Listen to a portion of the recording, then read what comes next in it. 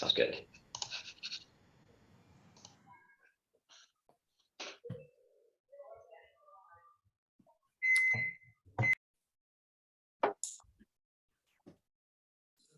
Oh, lovely. Good morning, everybody. Now, I've just realized I've just let everybody in and I didn't actually have the mute everybody on entry button on.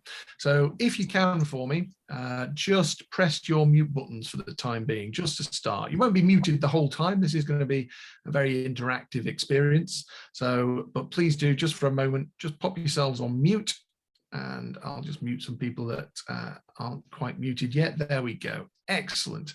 Super stuff. And I think everybody else now coming in, we're muting on entry as well. So that's good.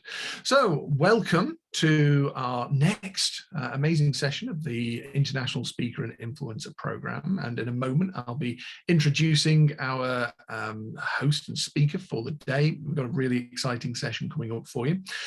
Just before we do start off, then I think we're going to welcome everybody from South Africa and from the UK cohorts today. Francois, would you like to say a little hi to everybody? Yeah, of course, Adam. How do you know me? I always want to say hi. Good afternoon, everyone. Good morning if you're in the UK. I guess it's not afternoon there yet. We just hit 12 p.m. in South Africa, but just welcome everybody and really excited to go through the session with you and with Asker. I just met him before we started, so it's really awesome to have him with us, and just enjoy the session and we'll see you on the other side. Thank you, Francois.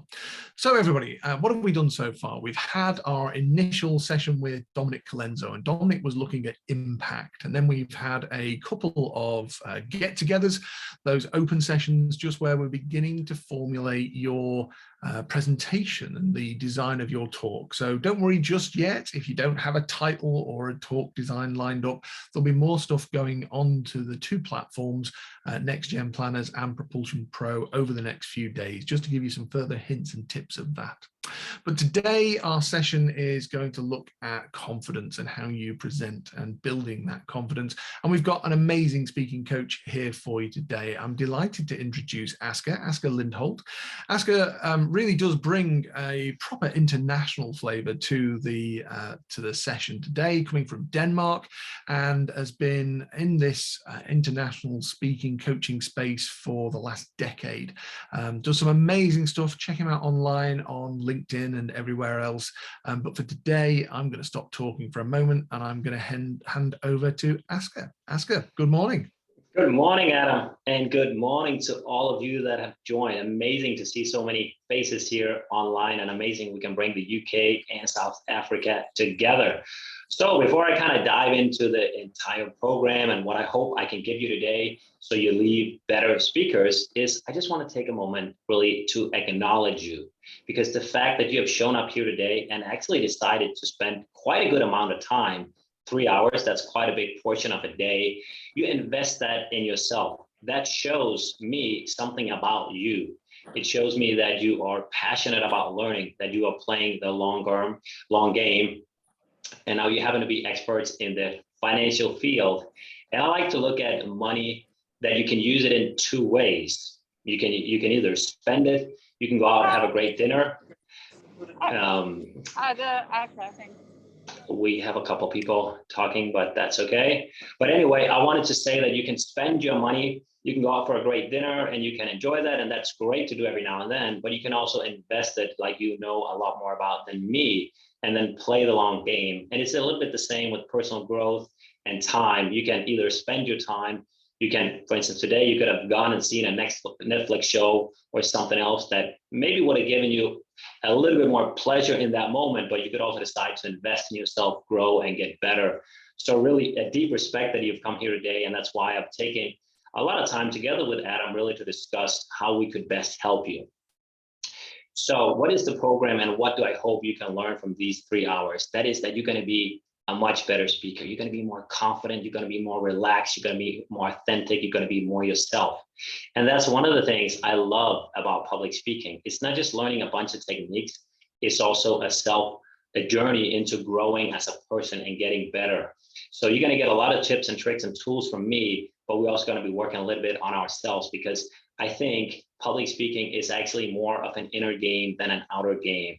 So I hope that you are ready to play and take part in this. It's going to be active. I'm going to give you some exercises, so don't worry, you're not going to hear me speak for 3 hours. So I want to get you activated and work in groups and pairs. And the more you actually participate with questions and just take part in the discussion, the better, because I want you to work at least as hard as me, because the more effort you put into this, the more you get out of it as well. And just to say something to begin with, if you have a fear of public speaking, you are completely normal. No worries. Most people have this fear. Now, it doesn't have to be a huge amount of fear. You can bring it down so you can get that comfort, get those nerves handled. When I started out, I used to have 90% nerves, and really that would be the main thing, and then 10% excitement. Today, it's different. I have 10% fear and 90% enjoyment. I like this. Of course, there's still a little bit of fears because this is not a normal situation to have that many people look at us. The main thing we like is to be part of a group. So when you get up on stage or you speak to the camera, you are somewhat putting yourself out in a position where you are somewhat alone. But today, we're not alone, we're together, we are a group, and we're gonna succeed together. And it's great to see so many smiles. Elizabeth, I see you're smiling. Jacqueline, you're smiling. And Farida, you are smiling. Jacqueline Brown as well. So great to see so many of you excited here, at least from the view on your faces. So the first part is all about tapping into confidence. The second part is something incredibly powerful. And I think if you use that in your business as well, it's going to impact it too, which is really discovering what your audience needs. Finding out what are the true needs, what are the true problems, rather than saying, I know this, I'm good at this, and then give that to them. So we're going to look at how can you discover what the audience needs are, what the challenges are, how you can set your intention in the right way so they feel you, so they feel that you are there for them, that you're not there to shine and say, hey, look how great he is or how good she is. So that's what it's all about. I hope you're excited about that. Give me a thumb up to the camera if you're excited about that. Awesome. I see a lot of thumbs up. Yeah, great. Thank you so much for taking part in this. Now, when we talk about confidence, the most important thing is not knowing a bunch of tips and tricks and tools. And I remember back 10 years ago when I started my own journey as a speaker, I joined this club called Toastmasters. Maybe some of you know Toastmasters, which is this nonprofit organization where you can go and deliver speeches, typically between 5 and 7 minutes, and you get some feedback from the audience. And I remember the first time I came there, I saw, wow, amazing speeches. And I really liked the environment. So I kept going there for a number of years. And I had this silent dream that I wanted to be a speaker, that I could take bigger stages, go out there and help a lot of people. I just had one problem. I didn't want to admit it to other people. And I even had a problem admitting it to myself. So I kept coming to this Toastmaster club. And I very well remember my first talk. I'd seen the other speakers, how they do and how they opened up really amazingly with these quotes, stories. And I thought, I'm going to do the same. But once I hit the stage, I was just flooded with fear. I was getting so nervous. And I kind of, became afraid. And I started doing what I thought, oh, let me just not provoke anybody and let me not take the stage. I was like, can you hear me? Hi, welcome. These sort of boring things, instead of just taking the stage and go with a bang and go ahead and give them some value and really take that stage. I couldn't do that. But then one day after work, and at that time I was working a job I didn't really like, great colleagues, great pay, and the canteen was great, but ultimately I didn't like the job. But then I got home from work, I slipped into my black leather couch, and I put my feet up on the living room table right there. I was by myself, opened my laptop, and I went into Facebook and just scrolled through the feed. And there I saw it. There was this post which said, do you want to be a professional speaker? Then write a comment. And I knew the person. We weren't friends, but we're kind of friends, acquaintances. So I knew her because she went to Toastmasters, and I knew she had something to do with professional public speakers. But the problem was I couldn't admit it to anybody. that I wanted to be a professional speaker, and not even her, because you had to write a comment. I knew a lot of people in the Toastmasters Club was also writing on that post. So I didn't dare to write, but I mustered up the courage, and finally I pressed the like button on the post. So what happens is I thought, okay, there goes my chance. You're never ever gonna go on stage. Maybe you can go to Toastmasters and keep going there with this minor stage. But then I thought, oh, maybe there's a chance she'll write to me. But of course she won't, because already, 50, 60, 70 people had commented on her post, really popular post, maybe 200 likes. I still remember that picture, looking into the screen and thinking, there goes my dream. But then 10 minutes later, there was this pling, when you get the message on Facebook, and I thought, maybe it's just her, maybe it's her writing. But it can't be her writing to me, because, there are that many people writing on her post. It can't be. But then it was her. She actually wrote to me, hey, Oscar, do you want to be a professional speaker? It said. And I thought, whoa, should I really admit that to her? And I thought, yeah, maybe I should. I mustered up the courage.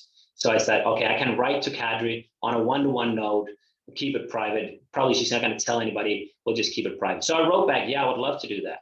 And then she wrote back, great, Oscar, because you know what? I just happen to have 2 tickets for this professional speaker who trains other people to become professional speakers. It's a 3-day seminar, and it's going to be great. And the normal price is 700 pounds, but you can get it all for free. I will give you one of the tickets. Do you want to join? This is the date. And I was, of course, thrilled. And I immediately said yes. So I joined the event, and I went there for a Friday, Saturday, and Sunday. I listened to the guy from 9 to 5 for 3 days. And I was just totally immersed in the content. And he gave a lot of great value, but the most important thing was not his tools, was not his tricks, but it was his belief. He changed my belief. When I left that Sunday evening, I started believing this is possible for me too. It's possible for me to take the stage. Sure, I got to put in the work. Sure, I got to learn the tools. Sure, I got to get training. And I want to say the same to you.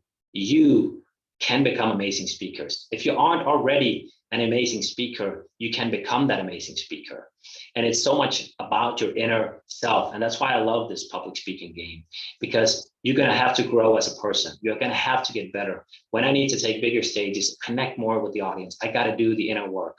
So today, we'll be doing 2 things. I'll be giving you a bunch of tips and tricks so you actually know the mechanisms for handling the fear, but we're also going to be doing some inner work where we're going to look inwards. And don't worry, I'm not going to have you share your childhood, your inner insecurities, and all that stuff. We keep it where we are so you feel safe all the time, and you can work with some of the things inside yourself behind the camera, so you don't have to open out Pandora's box. But cool, if you want to share something personal, that would be great. I think you would really connect more with the people in the group here, and also you would grow as a person doing that.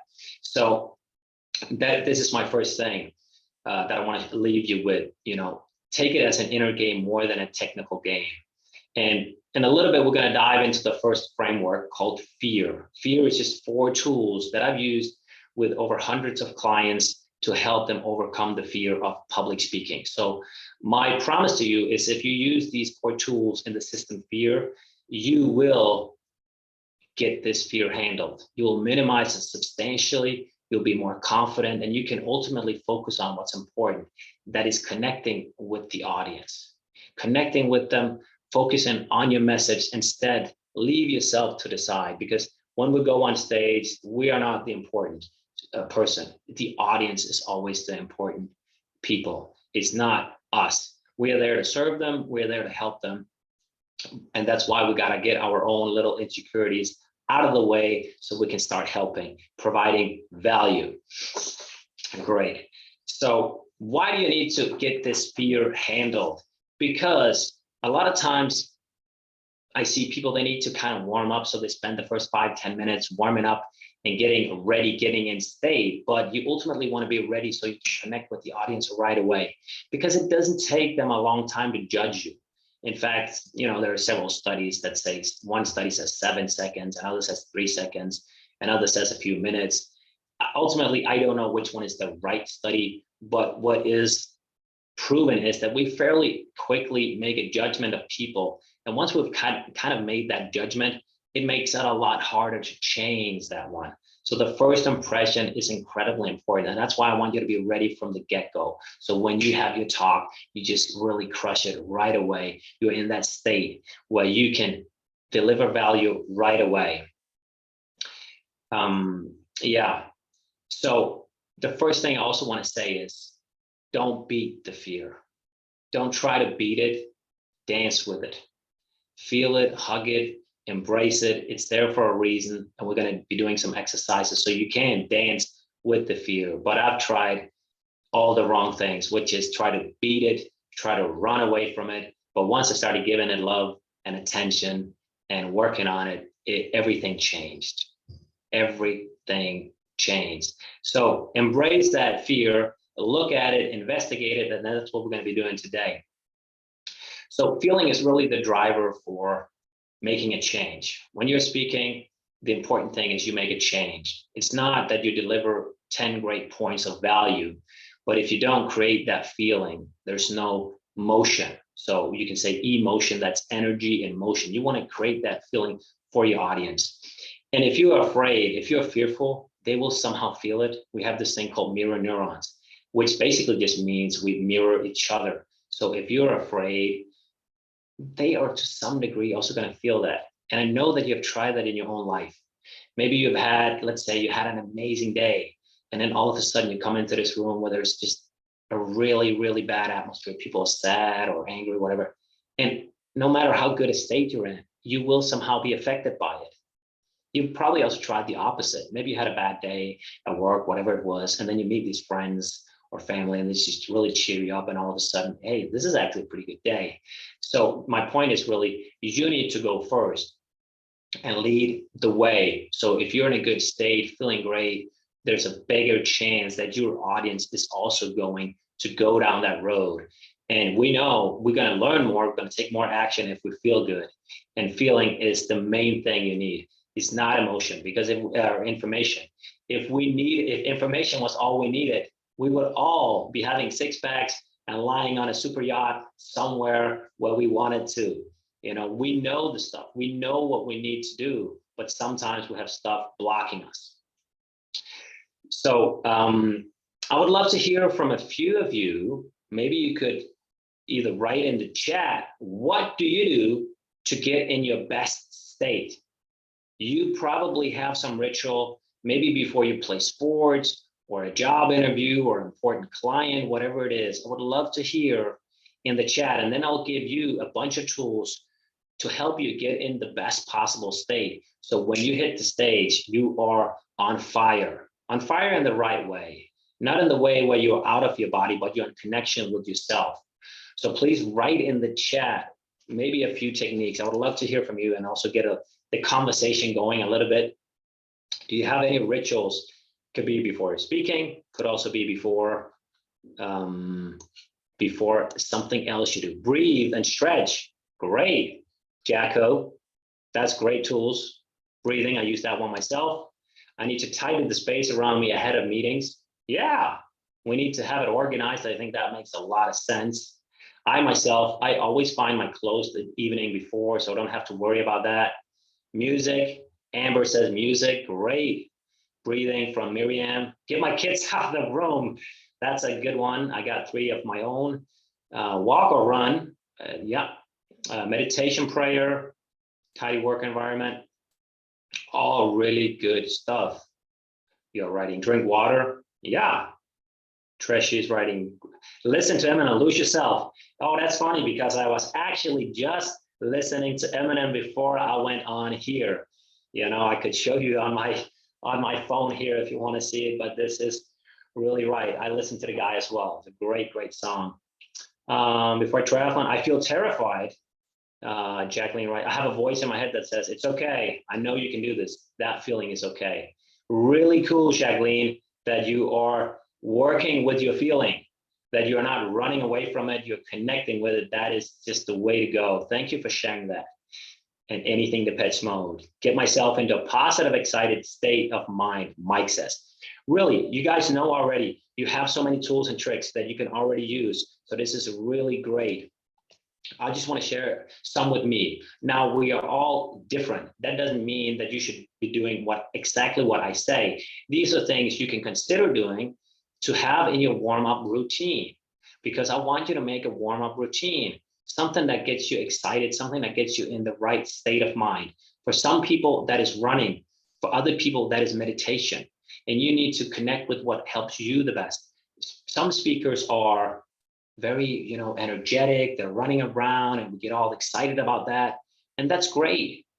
There are some other speakers who are just, more standing still, heck, maybe even sitting on a chair and just sharing the stories where we feel, wow, I connect with her. And both things are equally good. It's not that you need to be some American guru running around and being this motivational guy. There's nothing wrong with that. That can work. But you can also be the bit more introverted and quiet and just really connect with people's feelings. So if that's your type of person, I'm assuming maybe a meditation would be better. If you're the more energetic person, maybe you want to be going out for a run or high energy music. But let me just share with some tools I use. I love to walk because the research has shown that when we walk, we burn the cortisol. So this is probably some few hours before, it could also be the day before. You burn off that cortisol by walking. If you're running, on the other hand, you're telling your brain, hey, there's a lion, it's after me, it's trying to attack me. Now, if running does work for you, great. I saw one wrote that running works, so then do that. But walking, you will burn off that cortisol, the stress hormone cortisol. Another thing that I like to do is breathing. Like you mentioned, I'll show you a technique. We'll do that one all together in a little bit. A breathing technique I use, and I learned it from this Danish guy called Stig Severin. He has held the world record a number of times in holding his breath. He's also been the person at one time that went the deepest, furthest down underwater without oxygen. He really knows a lot of stuff about breathing. And he showed me the exercise I'm going to give you in a little bit, which he always uses. He's also a great speaker. Another thing I like to do is laughing. We know that when you laugh, you produce great chemicals. You get oxytocin, you get the hormone that we love, that of connection. You reduce also the cortisol, you get more testosterone. You feel better in your body, you get endorphins. So endorphins is masking the pain. So laughing is great. Now, if you have something that's funny, then watch that, get those laughs. But of course, it's hard to save some funny stuff because then you know the jokes, you know the funny parts. But what you can do is you can just use the tools that we can all use, which is just provoke the laugh. So what I do is I just do this, and I know it sounds kind of silly and maybe a little bit outside of your comfort zone, but you can do this at home by yourself, but you can do it together in groups as well. So what I do, I just do this. Ho, ho, ho, ho. Ho, ho, ho, ho. Ho, ho, ho, ho, ho. Sorry if it's a bit loud. And then I set a timer. I'll set a timer because it's a little bit ridiculous to do, but then I set it for 3 or 5 minutes. And I ultimately feel a lot better afterwards. You cannot not help feeling better if you start laughing. And the research also shows there's no difference between a forced laugh and a true, genuine laugh. So why not use that knowledge to your advantage so you don't have to rely on luck, whether or not you're going to feel good. So what I'm saying is really optimize your chances of feeling good. If you're having a bad day, optimize for having a good day or a better day. We all have good days. That's great. No worries. You can just go out there and crush it. But if you're like any normal human being, we're going to have days that are not as good as the others. So use the laugh, put in the music, have a playlist. I have like a playlist that I will play on my phone before I go on stage. And that gets me excited. And then you want to find the music that gets you in the state you want to be in before that particular talk. So, and gratitude removes the fear. So when I go on stage, I also think about how blessed I am. I think about the things in my life that matter to me. That could be my kids. But I was also grateful that I got the opportunity here to speak to you today. I was grateful that Adam invited me. I'm grateful for the community that I get to be part of. So if you're grateful, just take a minute or two, really think about what are you grateful for? The fear will go away. Think about that. That's going to help you. Another thing I like to do is also just warm up my voice. and spend a few 5 minutes on that. One thing I typically will do is just humming. Very simple to do.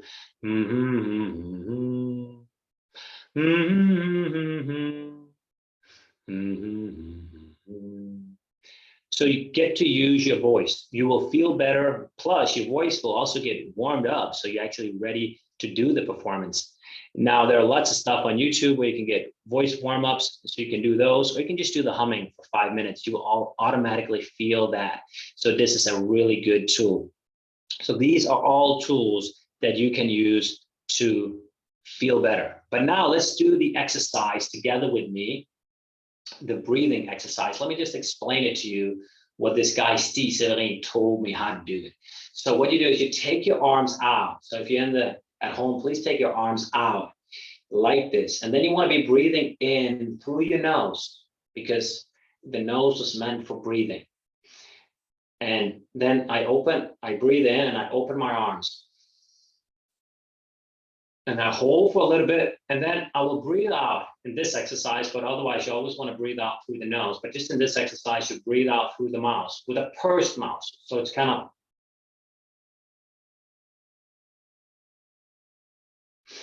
and you want to be doing that twice as long. The reason why I close my mouth a little bit is because then I can make a long exhale. And it's actually through the exhalation we start to relax. If you have a pulse watch, and it's very accurate, you can measure this. The pulse will actually be raised a little bit when you breathe in, and then it's lowered when you breathe out. That's pretty incredible. And if you do this exercise and you have a pulse watch, you will also be able to measure your pulse will go down. You will feel more relaxed. So this is actually proven by science that this works. So I do this about 15, 20 times, and it's going to give me a great effect to be relaxed, to be in my optimal state. And you can use this not just in public speaking, before a meeting, or if you're coming home to the family after a long day of work, you maybe, a little bit stressed and you just don't want to get re-energized. Use this technique, have the tools. But what I'm encouraging you to do is write your warm-up routine so you feel like a winner. Like the most successful people also have warm-up stories. I remember one time, that was a few years ago, actually more like 4.5 years ago. I have twins. They just turned 5 right now. And I was out speaking, and I would always do my warm-up routine. But this was a morning event, so 7 in the morning. And to all of you that have kids, I have 3, and back then my twins were just 6 months old. I didn't get a lot of sleep. So I decided, you know what, Asker, let me sleep that half hour longer that my normal warm-up routine takes. I think that will benefit me more. So I skipped my warm-up routine, came to the venue, and I was speaking alongside with my good friend Asbjørn. And I remember as we're sitting there on the table, I'm the first to speak. I say to him, Asbjørn, I'm nervous. And he says back to me, I know, it's the cortisol. And I'm like, say something nice, man. Help me out here. And I get on stage. And after a few minutes, I ask a question, how do you make a great start to your talk? I was doing public speaking training.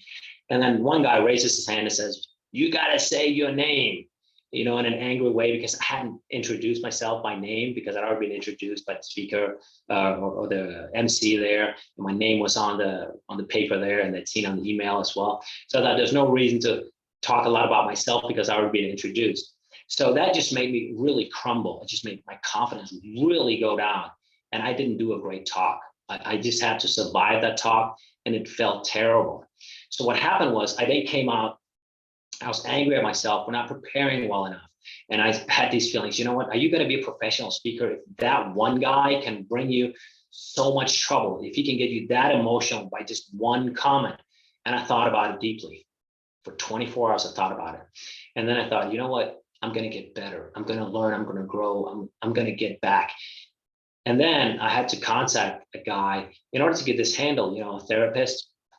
And then I worked with him, and I told him about it. And then he shared a story that he had actually been to the UK with someone that used to be a guest speaker for Tony Robbins. Tony Robbins, to those of you that know him, probably the most well-known speaker on this planet right now. Really great speaker. And she had been backstage with Tony, and he had a warm-up routine. Like he was jumping on a trampoline. And then he was pounding his chest. I have something they're dying to know for. I have something they're dying to know for. I have something they're dying to know for. And then I thought to myself, if Tony Robbins, by many people considered the most successful speaker, is doing a warm-up, then Asker, you got to do a warm-up too. So if Tony does it, I think we should all do it. Let's be inspired by the best. So ever since that, it's been a ritual of mine to do my warm-up routine. So I hope you get inspired by this to make your own warm-up routine. So this is the F, creating a great feeling in this framework, fear. Let's move on to ego. The E stands for ego, which basically just means to be yourself, but not just to be yourself, to be your best version of yourself, because we can all have bad days, but ultimately you're there for the audience. And I remember a few years back, the next 2 years back, I was speaking out in a big company here in Denmark, and my mother-in-law, she had gotten sick very quickly. Within a few days, she went from, this is just a very simple procedure, to maybe she's not going to make it.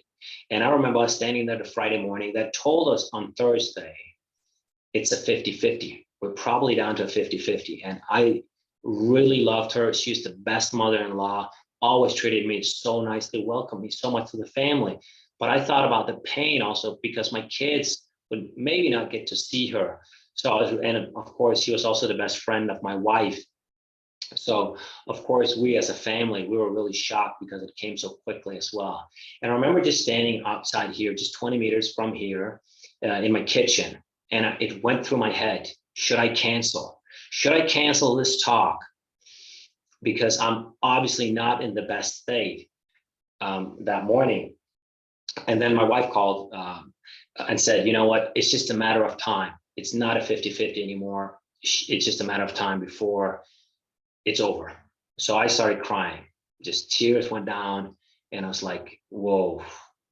And I thought, what should I do? And then I said, okay, Asker, cry all you can cry for the next 10 minutes. And then you go there, because as a speaker, you don't cancel. You don't cancel as a speaker. I had nothing to lose, I thought. If I go there and I bomb, that'd be it. If I cancel, I'm not getting invited back. So you have to know as a speaker, you don't cancel. If there's any chance at all to show up, you show up.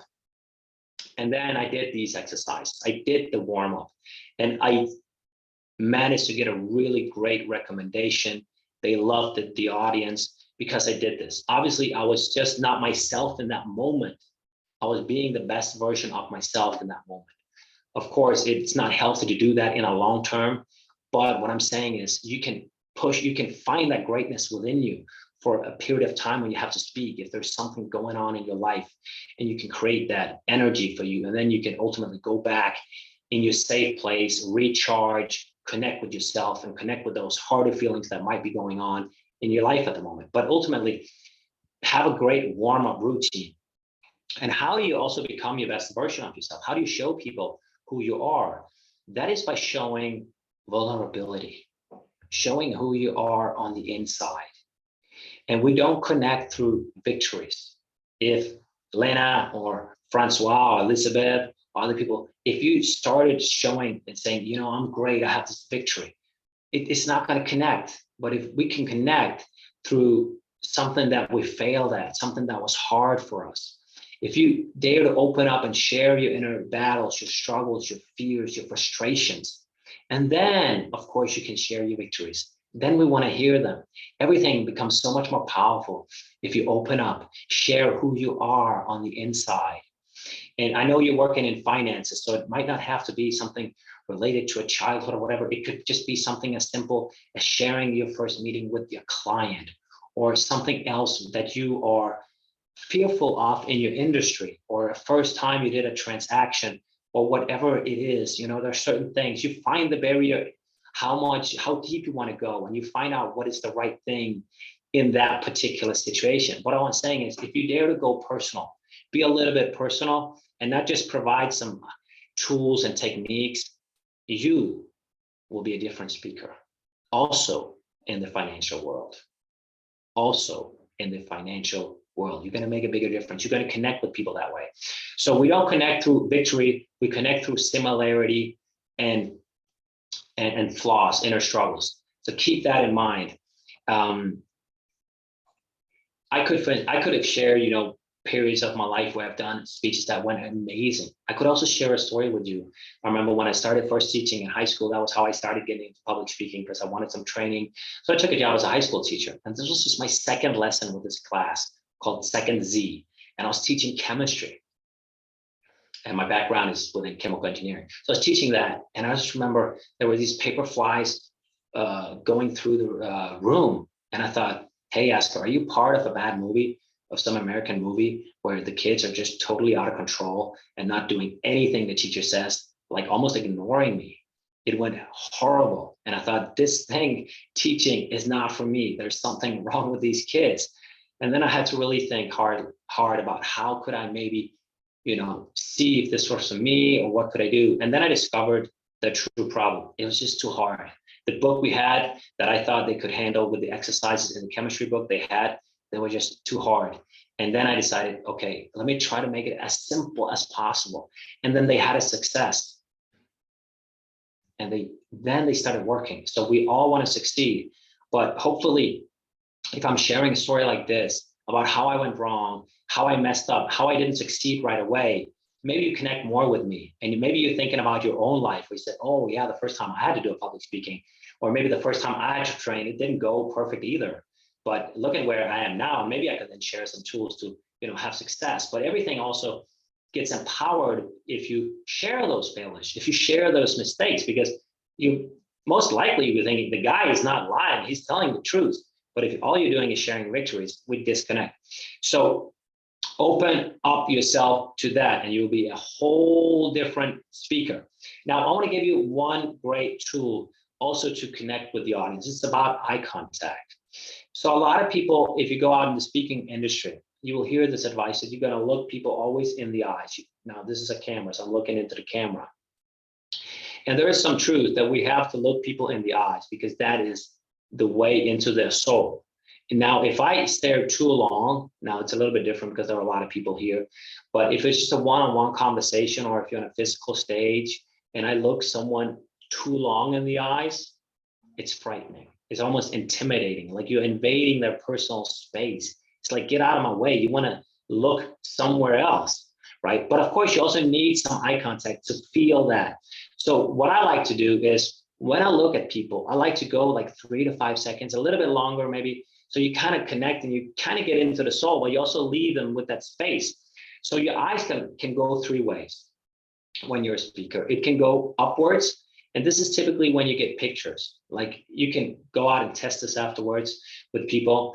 Ask them, to describe some place, maybe a house or a place they used to live. And you will see their eyes will go up, because our brain is wired to go that way to get pictures. And when you're speaking, you need to be sharing stories. So you also sometimes need to go and get that picture. Oh yeah, it looked like that. And then boom, you can connect again. Another way when you're speaking is also connecting with your feelings. And when you connect with your feelings, you'll often look down. And then you feel yourself, and then you can connect with the audience again. And if you look at great speakers like Barack Obama, Bill Clinton, or other great speakers, I'm not mentioning them for political reasons, but just because I find they're great speakers, you will see that they're also not always just having eye contact with the audience. They also tend to look away to connect with themselves first. So what I'm saying is, when you are on stage, also spend some time connecting with your own feelings. It doesn't have to be like 5 seconds. It's just like a few microseconds, like, oh yeah, I did that to me. And then when you feel it, whew, the audience will feel it too. When you get in touch with yourself, the audience will get in touch with you. Those speakers that are just out of the body, they're so ready, that slick sales guy, man, you got this, you gotta love it, man. This is gonna be amazing, man. This tool I have for you today, you're gonna really, man, it's too much. Chill out, connect a little bit with yourself as well. Now, there's nothing wrong being high energy once in a while, but connect with yourself, and then you connect way more with the audience. That is a great way to be the best version of yourself. Yes. Awesome. Another thing I like to do is, in order to be my best version of myself, is I like to bring people I love on stage. I know this sounds kind of woo-woo kind of thingy, but what I do is I just place them right when it's a camera. I just place them right in front of my camera. So I'll place my 3 kids. I have a kid called Storm. I have Luca. I have Mila, and my wife. You know, I can bring my mother too, my brother. You know, the people that matter to me, and then they're just standing there because the mind is incredible. We can visualize things. It's like, whoa, they're looking at me. They're sending me great energy. And, you know, I can even feel it right now. Maybe you can even feel it now that I smile a bit more because I connected with them. And you can do the same. Bring those that you love on stage. You will have support. If you meet resistance, which we're all going to meet at some time, it's ridiculous to think that we're not going to meet resistance. You have them. They're supporting you. They're there to love you. And those are probably the people that care, you know, that matter the most to you. So let's say that there's someone that doesn't connect with you, that doesn't like your talk. Ultimately, that's okay. Of course, you're there to help them and do your best. And you want to see them implement your advice and move further. But at the end of the day, it's okay if they are not ready to take your message, or for some reason they didn't really connect with you. But bring those people you love on stage. You know, come early to the venue and place them there and have them look at you. It will create another dynamic to you. So I do that. This is the ego, being your best version of yourself. Let me hear, do you like it? Is it good so far? Write in the chat. Has it been useful so far? I would love to, you know, get a little interaction going here, and then I'll share some more stuff with you as well.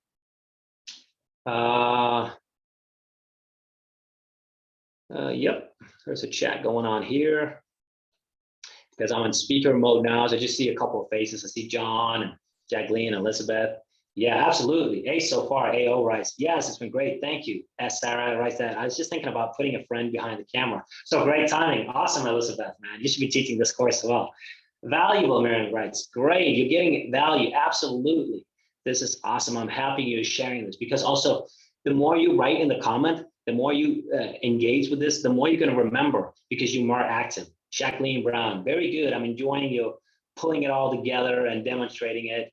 Wonderful, wonderful. I'm happy you like it. This is why I'm here. I'm here to help you grow, get better, as not just as a speaker, but as a person. This is why I love this thing, public speaking, because you got to grow as a person.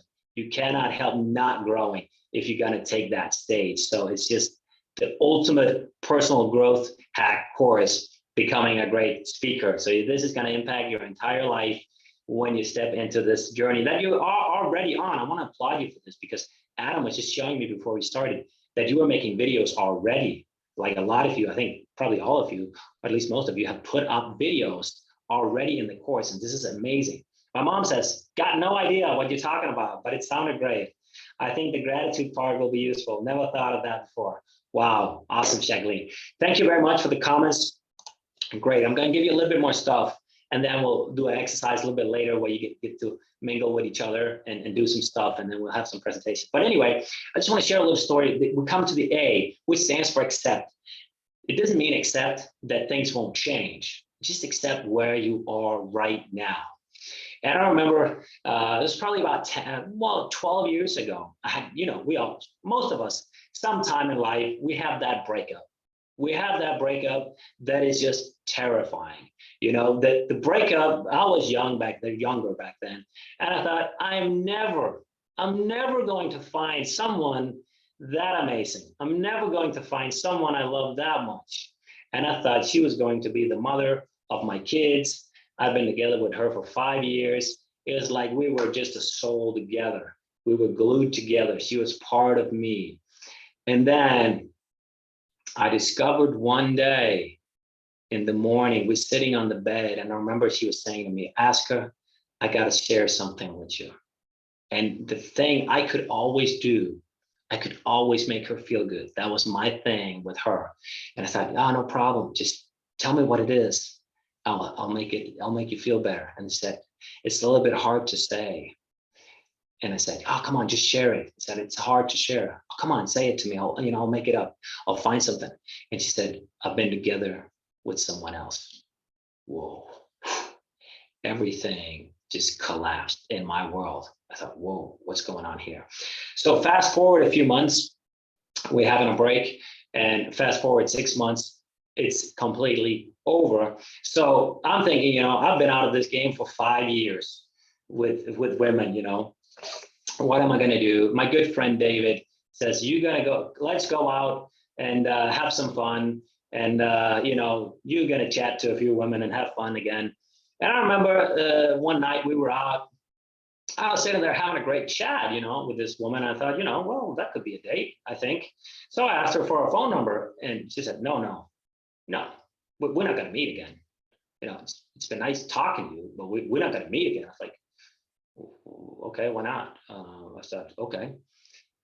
I couldn't really understand it. I thought, I think normal. We had a good conversation. Why not? And then I asked her, the hard truth. Okay, just tell me why. And she says, okay, you're not gonna like this, he said. Well, okay, just share with me. You're a pushover. You're just a pushover. You're a nice guy, you're a pushover. I don't like that. I was like, whoa, I was down, but I went even further down. The little bit of confidence I had was just taken away in that moment. But you know what? When I look back, it wasn't fun to hear that comment that I was a pushover, but the fact was I was. I was in a bad state, 5 years in this relationship, lost all my confidence. This other guy had taken my woman, and I felt my identity with her was, we were linked together. So what I'm saying to you is ask for the hard truths when you're speaking. You'll become a better speaker. Also, when you have your clients, if you get a no, or even if you get a yes, have them open up. Why did you actually buy from me? Most people don't know why people buy from them. If you go to, let's say, an apartment, and let's say that department has a main client, and you ask, let's say, the 10 or 20 people in that department, you ask them, why is that client buying from us? Most likely you will get like 17, 18 different answers. And maybe 1 or 2 of them will be the right one. Often there'll be not even one that's right, because they haven't actually gone out and asked, why did you buy from us? There's a lot of superficial things going on. So what I'm encouraging you to do is really try to see if you can get an honest answer, why things are working for you when you're speaking, but also get that why it's not working. And of course, it's not so nice to hear sometimes the truth, but this is what's going to accelerate your career as a speaker and as a business person, of course. So hopefully that can inspire you a little bit with that story. It's going to hurt when you get the truth, especially if it's a negative truth. But in the long run, you're going to be unstoppable, because then you can work on it. Aren't people always too polite to really say what they mean? Yeah, they are, Jacqueline. That's just the problem. That's why the challenge for you is to go deeper and try to really get them to say what that is. I have a few techniques later. We can talk in the next section, actually, how to get to know whether or not your talk was successful, because most people will be polite and say, yeah, it was a great talk. I really liked it, and then you won't get invited back, right? Maybe. Or if you get invited back, of course, probably was a good talk. So, yeah. So this is the thing that I want you to focus on, but I also want you to focus on the process. When you then get that truth, focus on the process. I remember when I was starting to make videos on social media, I was terrified. I'd seen this great speaker. He was going out with a selfie stick and then talking, and it's just like, he looks amazing. He got loads of likes, a lot of comments, very successful. And I thought, I'm going to do the same. So I went out with my friend, and we went to the harbor here in Copenhagen. It was a winter day, a lot of snow and ice and so forth. And I thought, let me shoot some videos. I can do as well as that guy. I'm going to take him down. I was, pumping myself up a little bit. And I remember in those 5 or 6 hours, we were out there shooting videos. There was always something wrong. It was, oh, somebody walked by. Oh, I had I said, I forgot what I got to say there. So out of those 5 or 6 hours, I actually didn't get a video because I was just so focused on the result. But if I just said, relax, Asker, focus on the process, make a video. Maybe you don't have to be walking. Maybe you don't have to make a perfect video. Just get it out there and do your best. That's going to be better. So focus on the process. So you're not ending up like me, spending 5, 6 hours without a video. That's terrible. I mean, I get it if you spend half an hour and you end up using the 2 minutes that were the best. That's okay, I think. But don't set aside a whole workday and don't posted. So focus on where you're at right now. You have a certain level in terms of speaking, and that's great. Work from there, get better from there, and accept that's where you are right now, and then just move further. Because most people, the reason why they don't have success is because they just stop, not because they don't know what to do or for other reasons, just basically stop. But if you keep going and also seek a little bit of help every now and then, of course you're going to succeed. If you're just a normal human being asking for help, putting in the work, why won't you be successful? Of course you will. And that is also great why you're here today. You're putting in the work, you're putting in the time. So this is amazing. Great. Let me share with you one more thing before we go into the first exercise, which is rehearse, because rehearsing is also incredibly important. If you rehearse in the right way, of course you'll have more success. One thing is working on yourself, your inner self, all that stuff. Then there's the mechanism, the techniques to train it. So you know your talk, you remember your talk. The ultimate goal for you when you go on stage or go to speak to a camera or go on stage, that is to get into a flow state. Flow state, maybe some of you have heard about the flow state. The flow state is a state where you just kind of forget yourself. You're just totally immersed in the situation. You love it. Time gets distorted. It's like, whoa, it feels very fast, but also at some level very slow. Maybe some of you, I don't know if you play an instrument or you play some sort of sport, or if you're with a great friend, you're just having a conversation, you're like, whoa, where did those 3-4 hours go? Just boom, gone. You want to be so immersed in your talk that you forget time and place, and all you just, you just ultimately love it, and you get to focus on the audience. When you go into flow, your inner self-critic that we have up here in our brain is shut down. You start working on a subconscious level. You just go with your gut thing. And that's when you are the best. When you speak from your instinct level, from your gut level. Of course, you've trained, you've practiced, so that comes out of you. So it's not like you just go on stage and then wing it, because it's probably not going to be great then. But if you're trained, you've rehearsed, your body knows what to do. You trust that the words will come. You don't have to trip over them because you have done this, you've trained this. You just listen to it because it's internalized, the thing you have done. That's where you need to go. Maybe that's not where you are right now today, but this should be your objective for the future. How do you get there? You get there by putting yourself out in places where your skill level matches the situation you're at. Let's say you're terrified to speak to 5 people.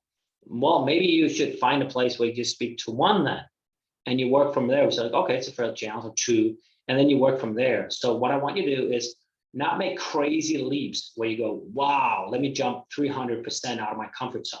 Just find places where you go 5, 10%, because you can do it. The chance that you're going to do something that's way, way out of your comfort zone is unlikely. Maybe you'll do it once, maybe you'll do it twice. But if you find something that you say, okay, this is a little bit out of my comfort zone, you can do that many times. And as you've done that many times, it just becomes, okay, I'm great. Then you can step up the challenge.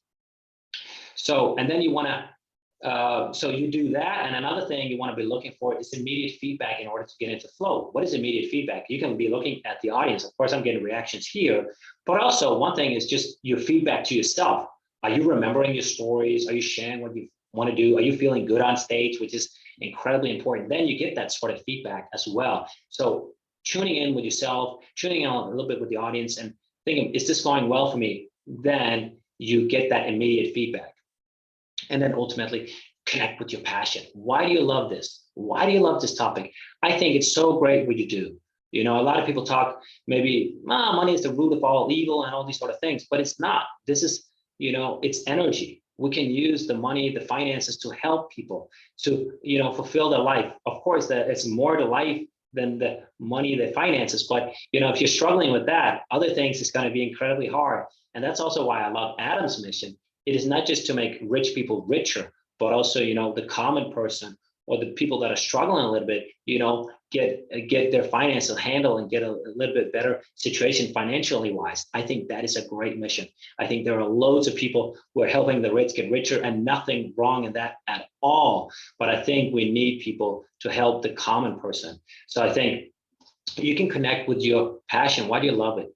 So when you go on stage, wow, really, it could make a difference, when you help these people. Maybe there are some families or people that you're helping get a handle of their financial situation. That's going to make a big difference. Maybe it's going to make a difference for some families that didn't have that money, maybe to put their kid to play football or something else, or go out with their friends. These sort of things, when we struggle in that level, that can make a big difference. So really, in order for you to get into flow, connect with your passion. Think about the value you bring to people. It's not just more money in the bank or somewhere else. It's changing their lives for the better. If you're changing their lives for the better, you don't have to be afraid of anything. You can enjoy that. Now, there might be some people that aren't ready to take that message for personal reasons or other reasons, but that's okay. What you do is you give them a present, and you have given that present, of course, with intentions, with love. Now, maybe that present just wasn't for them, and that's okay then. Then that's it. Maybe they'll be ready later, or maybe they'll be ready to get a present from another person. That's okay. But there's nothing wrong with you when you do your best. So these are a couple of ways to really get into the flow state. Very, very interesting psychology, which I encourage you to look into further as well. Now, another thing that you wrote, Jacqueline, which was, aren't they just nice? Yeah, let me share with you a method to figure out, did your talk go well, or are people just really, really nice to you? All right. So a way you can do is you can use the scientific method. The scientific method is basically you make a hypothesis. The hypothesis is basically you set up your talk that you think is going to work well. Then the next step is you get some information. You collect some information from the people. That could be through questions. And then ultimately you also do your experiment, which is your talk. Basically, you do your talk. And then after the talk, you want to evaluate through this scientific method. So you could obviously ask them, did you like my talk? And most people are going to be nice and say, I liked your talk. It was great. But if they're just polite and say, I liked it, a better way to do it would be to ask, what was your favorite part of the talk? Ask them specific questions, or ask them, which parts of the talk do you remember? So if they don't remember anything, probably it's because it wasn't that good. Now, if they happen to remember a lot of the talk, probably was a good talk, right? If you meet them later, you could also ask them, what sort of advice have you implemented? Have you implemented anything? If there's no implementation, probably it wasn't the greatest talk, but I also want to be fair to you. If you share, let's say 5 tips, let's say you have 5 main things in your talk, and people just go out and apply, let's say 2, I would say this is a huge success actually, because most speakers, when they speak, most people don't do anything. It takes a lot to make people change. So maybe they won't act on it right away. Maybe they'll need to hear it several times. But if you can just make them take action on one thing, that is also very powerful. So one thing I will ask my clients, if I work with them one-on-one, for instance, I'll ask them, mention the best speaker you've heard in the last 6 months. Okay, they'll mention someone. And I say, okay, what do you remember from his talk?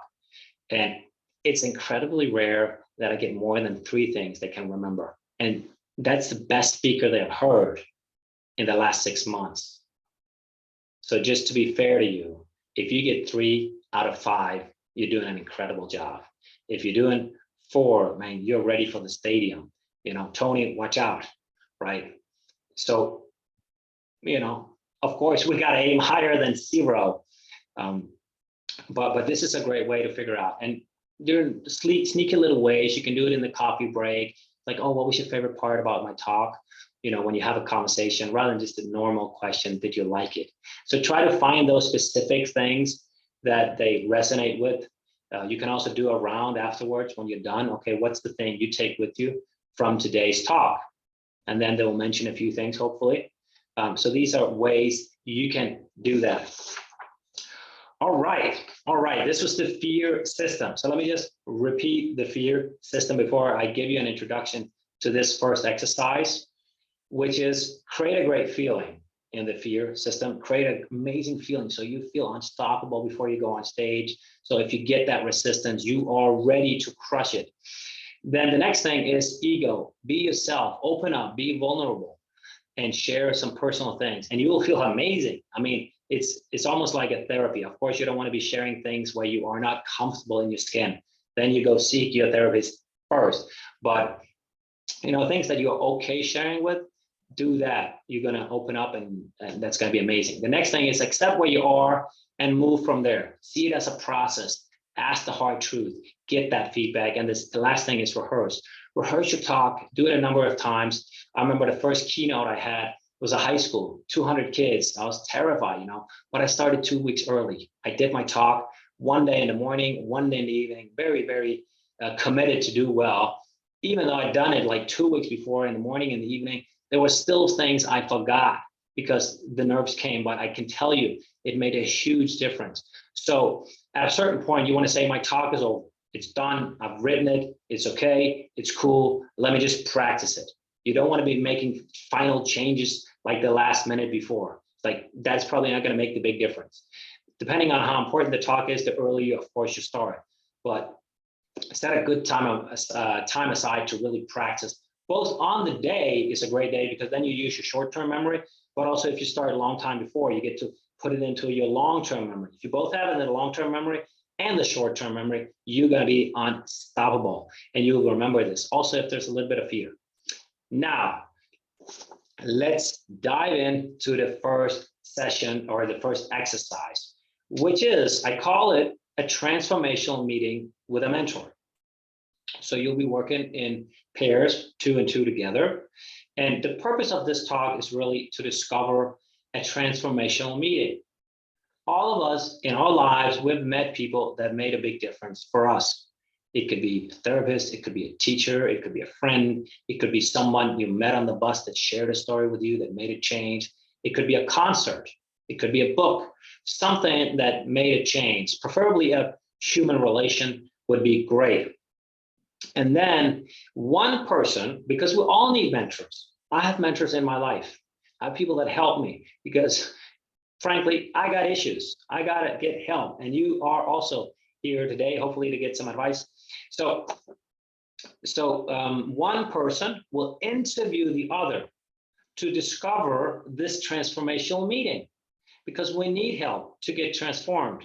It really just comes by itself. Oh, I woke up and I just felt transformed. We need other people to help us. So you, if you get that role, that you're the interview person, your role is to figure out what that meeting was. And in that meeting, I want you to just, when you then interview them, you need to discover, and you get all this in paper, don't worry, I'm just walking you through it. You need to discover who was the person before. So let's say Jacqueline Brown interviews Gary. So Jacqueline Brown says, okay, you try to find an event, a meeting. It's like, who were you before? Oh, maybe I was this person that was slightly shy or had a hard time saying no, or whatever it is that, let's say, Gary was struggling with. Or make that phone call to get that sale done because, whatever it is. And then you describe what happened during the meeting, with that mentor. Maybe it was, whatever happened during that phase. You then discover that. And then in the end, you ask, who did you become as a person? Because of that meeting, maybe you loosened up more. You started to look more, you took life not as serious. You went in there with a different mindset. You know what? I think it's going to go pretty well, but if it doesn't, that's okay. I'm still here. Whatever, So this is the structure. Who were you before the meeting? What happened during the meeting? And who did you become as a result of this meeting? And then there are a couple of other questions that you will see where you will try to mirror each other. Mirroring, when I say mirroring, and you'll see this in the exercise, is you try to look at the other person, why they are great. You put a mirror up, and then you have to justify why you admire that person. Maybe in this case was Gary. You know what? I really admire you took the challenge to do this. Most people don't. Most people turn on the Netflix. Most people go out and indulge themselves in lots of food, or go out and have too many beers, or maybe they run an Ironman to run away from the struggles. But you faced that challenge and you did that. I really respect that. That's putting up a mirror, right? So I'll just have Adam share now the exercise with you, which is called a transformational meeting with the mentor. So when it's shared, I want you to look at it and then spend 1 or 2 minutes looking at it. And then if it doesn't make sense, I'll just take the questions. Then once you feel, hey, I'm fairly comfortable with this, you will send out in groups. Now, don't do what I would have done a few years ago, which is, oh, I hope my partner knows what it is, so I won't ask. I'd rather have you ask, and then I take that, rather than you end up in a room, 2 people, oh, I'm not really sure what to do, right? I'm here to help you. And I might not have made it clear enough, explained it well enough, so it's better to then ask the question so you're completely clear on that. I've set aside 20 minutes for it, so that means 10 minutes for each person. So first you'll do one, and then you switch the roles, right? So Adam, if you are with us, Adam Owen, could you please share? Asker, Hey, yeah. Hey, everybody. Good to see you. Yeah, that's been shared on the platform on Mighty Network, so either in Next Gen Planners or Propulsion Pro. So if you head to Zones and go to the Speaker and Influencer zone, you'll find that sheet in the activity feed. So that's gone in there. So take a look at that. And Asker, I've set up some breakout rooms, so let me know when you're ready. Well, Charlotte here is writing. Can you do a quick practice mock of what it would look like? So maybe we can do that. That's a great idea, actually, Charlotte. Thank you very much for writing that. Let's do that. Let's just let you look at the exercise first. Then I'll take questions, and then we can do it like a mini quick one version if you still feel like it. But that's a really great idea, Charlotte.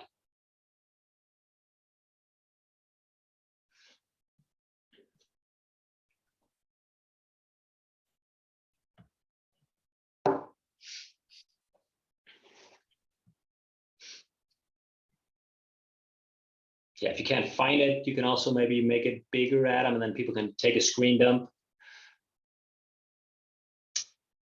Whatever works the best. Yeah, there you go.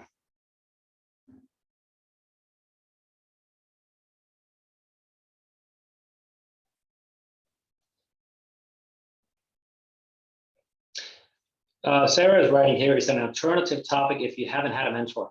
Well, a mentor doesn't have to be that you go see a therapist that you pay for. A mentor, that could be your mother that gave you an advice when you were 7, or a teacher. So when I'm saying mentor, I'm just meaning people that made a big impact, that transformed you, that helped you see your greatness, helped you see how amazing you are. So you got to become a better version of yourself. Does that making sense, Sarah? So you all have a mentor. The question is to find it, and that's why the other person is there. I'm struggling thinking of a really transformational meeting I've had. Can it just be relatively small? But yeah, that's great. If it's made an impact, that's great, Elizabeth. It doesn't have to be huge things, but something that made a change in your life.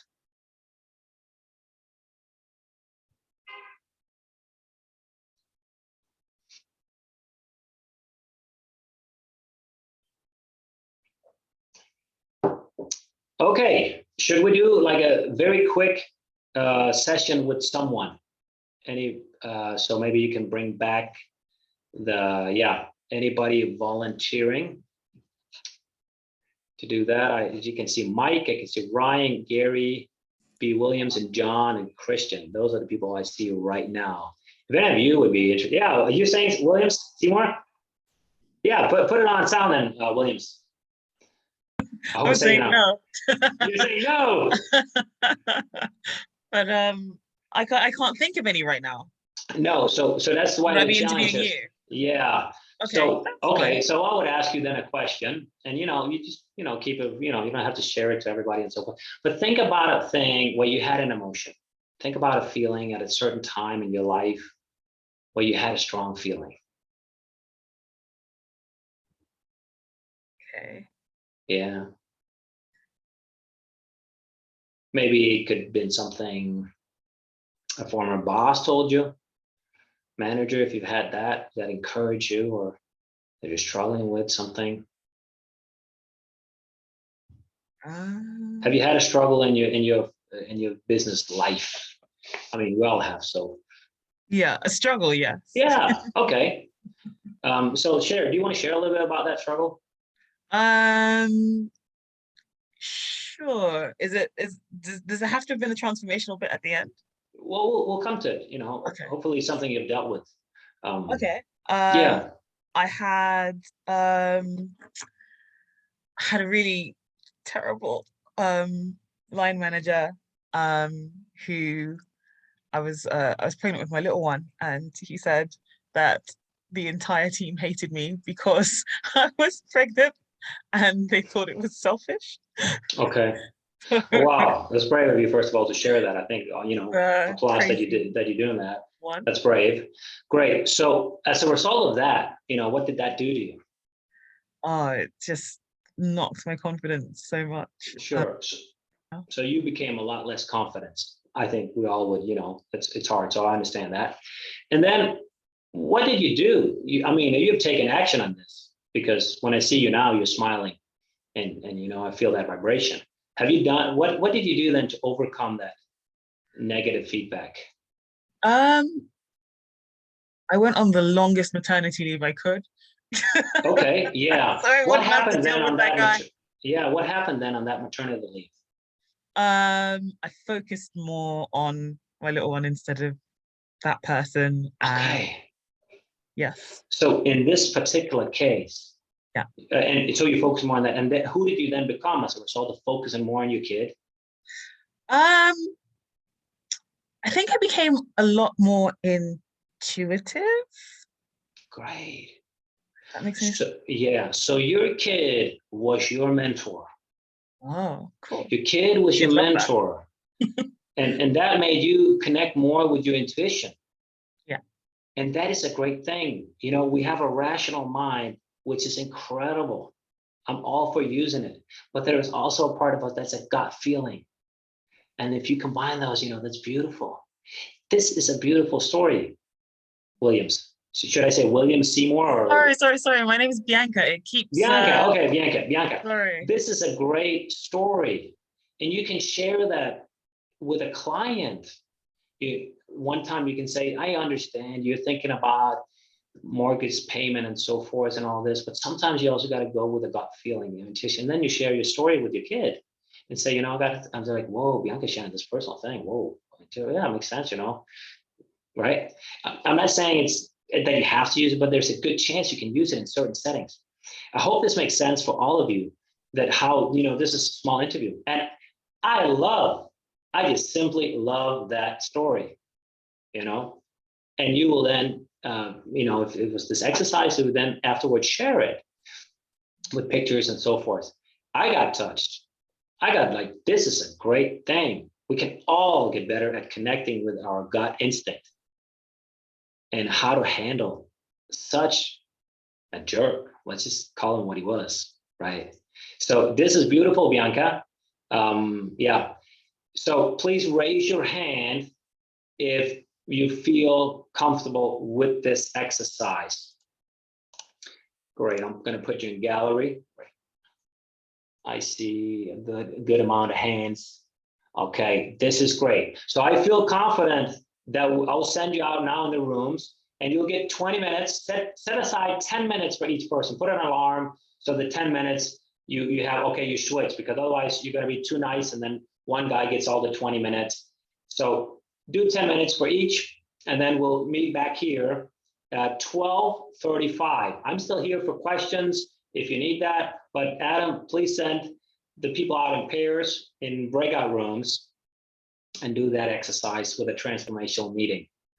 Just a quick time check for everyone. That's 11:35 in the UK. Yeah, sorry. That's 1:35 in South Africa. So yes, we're all over. It's totally global. Good, isn't it? Sorry, I was using Danish time. We will give everybody a notification in the breakout rooms as well to let you know when 10 minutes has passed. And I should not join any rooms, right, Adam?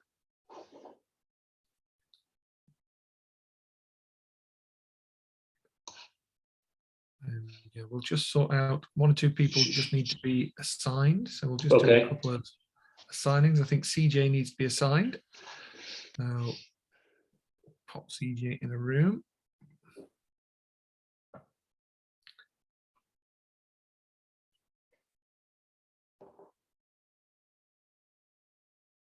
Francois, I think, maybe in a call. Let me Okay. just check to see who we have. Oh, hold on a minute.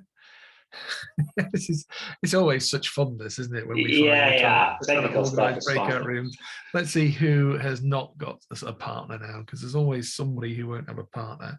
There we go. Right, I mean, let's move CJ then from there to there. So we'll move CJ to room 9. There we go. And Malalo, can you hear us? all right, awesome.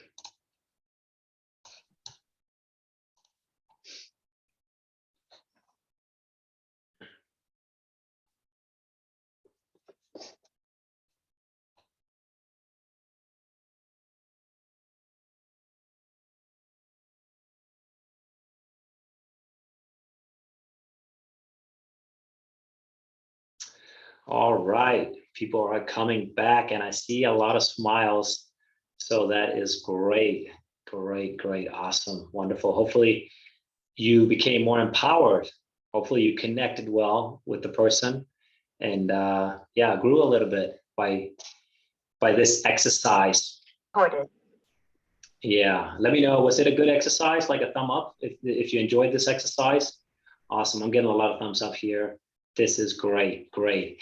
I mean, you are, by sharing these stories, by really looking at this, you are empowering your audience, but you're also empowering yourself.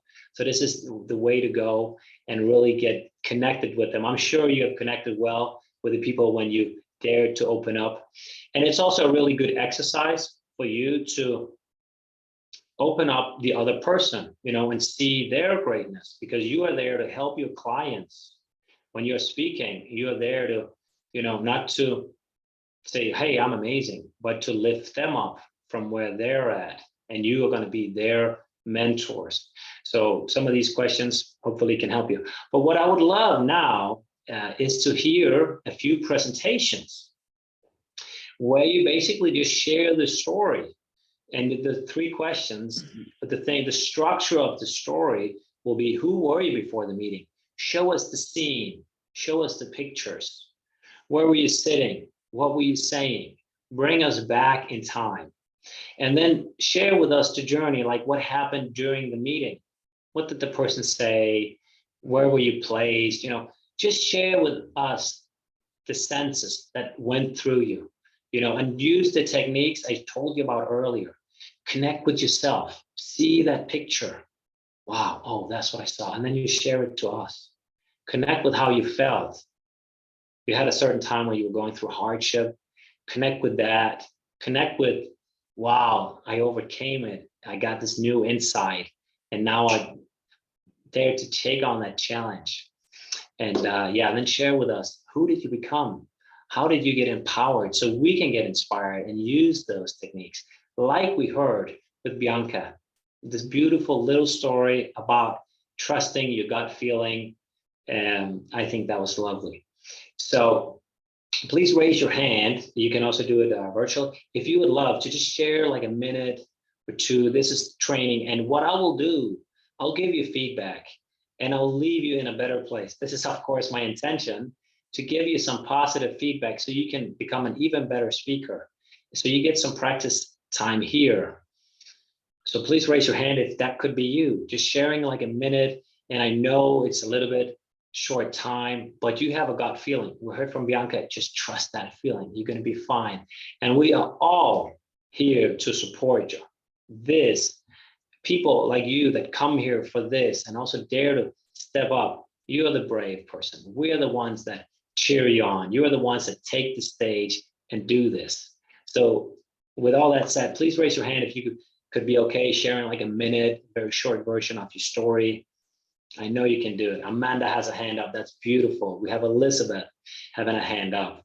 We have John. That's great. We have Jacqueline. Can you use the virtual one because it's easier to keep track of for me then? And we'll be spending like 10 minutes and so more or less to about 10 minutes too, and then have a little break. This is great. A lot of you. Let's start with you, Amanda. You were the first to have the hand up. I would love to hear your story. And let's all give her like a clap, like a virtual clap. So we cheer you on, you know, beautiful, beautiful. I'll mute myself then. Go ahead, Amanda. Hi, Oscar. Hi, everyone. Thank you so much for this opportunity. Yeah, a minute for me is very, very short. That I'll literally just give you the headlines then. Yes, as I just explained to Jamie now, I was working 13 years for another financial advisor. I was a key individual in the business, but I went through a very, very bad 13 years of verbal abuse, and I kind of like lost track of who I was.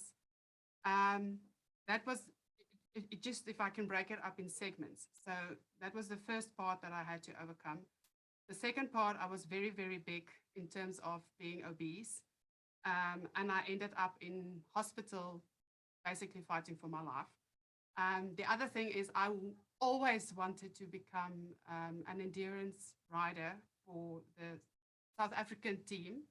And I didn't even own a horse. I didn't have horses, nothing. Yeah, the list kind of goes on. And then I met someone, not my husband, I'm married for 24 years. So it was another financial advisor that basically saw my potential in the business. And he basically kicked me like for a year long just to get me out of the cot and to start believing in myself. And it was the story actually came together 5 years ago, where I basically got a real clear look at my life, being 10 days in an ICU bed. And I realized that life was just passing me by and I'm missing out on all my dreams because of so many factors in my life that weren't right. So when I eventually survived that, I lost 36 kilograms. I completely transformed my life into the person that I basically postponed for too many years with too many reasons. I eventually became, long story, I became a provincial endurance rider. Today I own very prestigious horses.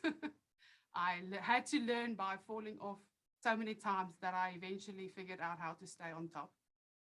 And yes, I resigned, and it's now 3 years that I'm independent on my own.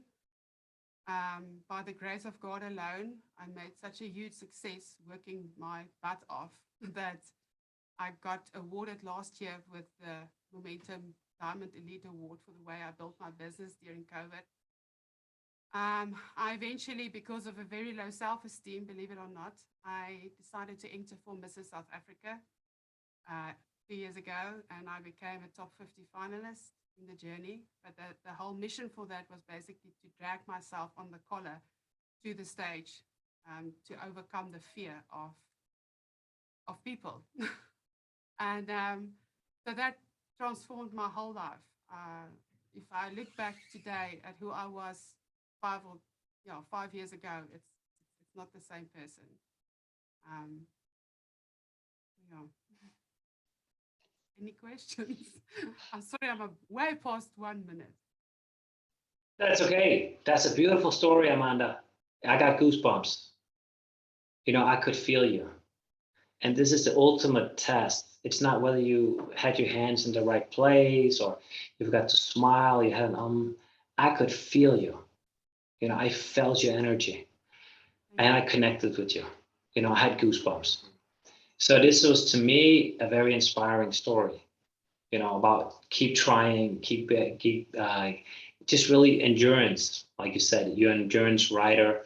And I thought about get back on the horse. You got back on the horse several times, you know, that's in a metaphor. A gazillion times. A gazillion times. So I think that this is a message we can all use, that we got to keep trying. We got to keep getting better.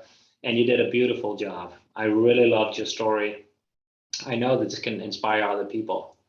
So go out and share that story, and hopefully all the other people here that heard it was also to some degree inspired. So really beautiful, Amanda. Keep doing that and you're going to have massive success. This could be your signature story. Do you know that? The story you can show when you go on podcasts, the story you can share when you take the stage. This could be your home run. Thank you. Keep it. All right. Promise me to use it. Thank you. Wonderful. I will. Great. Thank you. John, and another applause here for Amanda.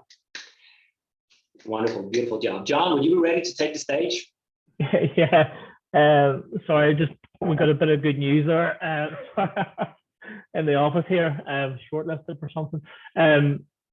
Yeah. So back. My story sort of starts back. I got into this industry back in 2007, and long story short, about 2008, I was working for a company, knocking doors.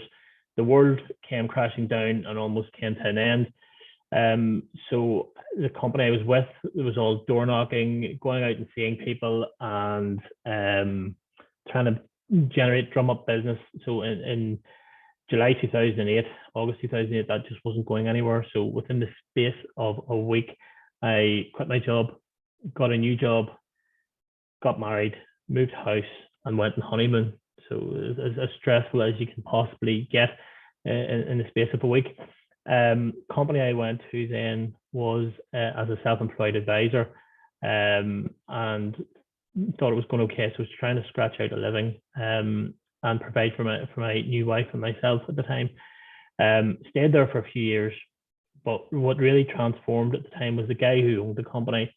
I thought he was a mentor to me, and thought he was going to be this, I don't know, some sort of a guru. He, during one meeting, turned around, and this is a few years into the relationship, when I was maybe 3 or 4 years working there. He turned around and he said to me, every time I see somebody across my desk, every person I look at across from me and across from my desk, I see £1,000 in my pocket. And I just thought to myself, he sees £1,000 in his pocket every time somebody sits beside him or sits in front of him. And at the time, I just felt completely disgusted. And without even realizing it, that was a time then that I sort of reneged away. The same guy told me that I would make a fortune from selling insurance.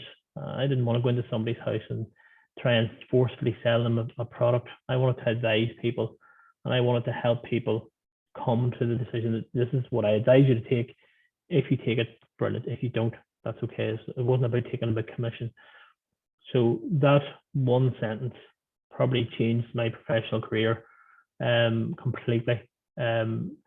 Possibly have reneged and sort of drifted too far away from sales, because I do believe that sales, for the right reason, and to help a client, we have to be able to do that, but not to fill your pockets with a big commission or something. So after that, I even down to how I dressed around the office, and he was very much a sharp suit, old insurance type salesman sort of guy. Sharp suit, sharp tie. I would then start wearing chinos and a shirt around the office, just to renege a bit more on what that was. And as you can see today, this is our natural attire at Modulus Financial Planning. It's chinos, jeans, golf shirt, in this case Ireland rugby shirt.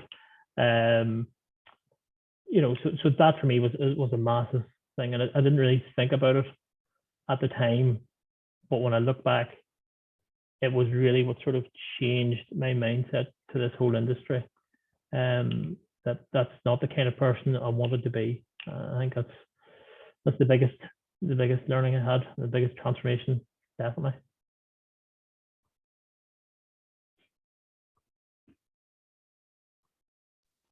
Beautiful, John. Another beautiful story.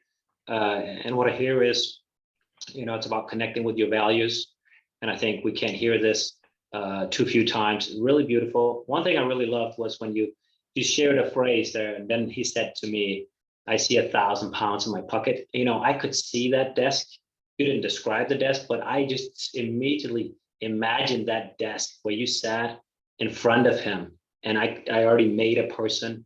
So just by describing a few things and having that phrase, boom, the mind will make the rest of the stuff up. You took me to that place. Now, it probably looked a lot different in my mind than it was really, but just a few things will make people see the pictures and make the rest up. So we get there. You put us in that place, at least me. So I think that was a great thing. Thank you very much for that truly inspiring story you had. Let's take one more before the break. We have Gary. Gary, would you be ready to take the stage? Let's give Gary a big hand here, virtual. Hi. Yeah, those are two very hard acts to follow. So I'm stepping up here with trepidation. Yeah, I thought I would just give a little bit of feedback on the experience that I had now with a person called Charlotte. It was a little bit weird. We got thrown into a room, a little bit awkward. There's somebody else on the other side of the line. I have no idea who she is. I have no real idea what I'm going to talk about. I'm thinking about a transformational person. I've got a guy in mind. We sort of work through the questions in a slightly like a hard way. We're reading it off and we're trying to figure it out. And I think what started developing through the course of the conversation was a sense of each of us being vulnerable and a sense of each of us connecting with the story that we hadn't really thought about. So I think at the end of the conversation, we were friends, and she was telling me about her job, and she was telling me about her experience in Bristol, and I was telling her a bit about my job. So I think that the thing that was really curious was how two strangers having a moment of vulnerability got to make a connection.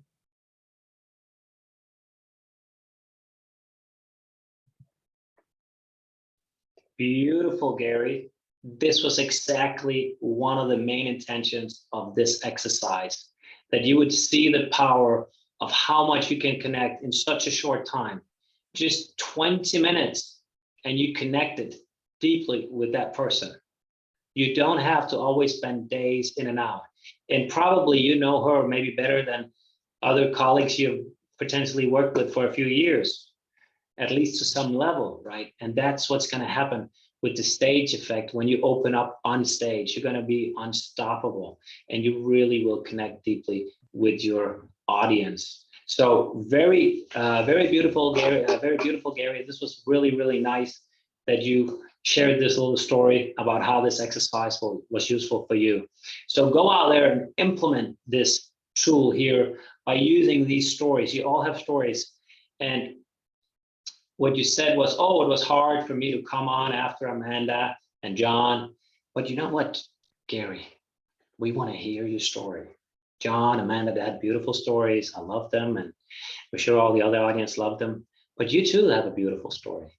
We all have stories. It doesn't have to be a story about I climbed Mount Everest. It doesn't have to be I started 10 successful companies. Just a little story like this. Or it could be, you know, how you went out. Let's say you have kids, or you went out with your daughter and then you realize something, you know, oh, maybe I should, you know, do this instead of that. But whatever it is, you know, we all have stories. We don't have to have climbed Mount Everest or have massive success in terms of society, small little things, because we connect through similarities. Remember that? And if you have had that feeling, I'm sure other people have had a similar feeling, and that's how we connect. So it's not necessarily through our victory. Of course, it's very inspirational with Amanda, how much she achieved and all that, but we don't have to always go there. Less can do it. With that said, you have been working so well. I'm so proud of you. You've done so much. I'm so thankful You're participating. A lot of people raised their hand. Kudos for all of you that raised your hand. And you know, if you aren't ready to share your story yet, that's also okay. And no worries. We're all in different places. We're all working where we are at. So that's beautiful.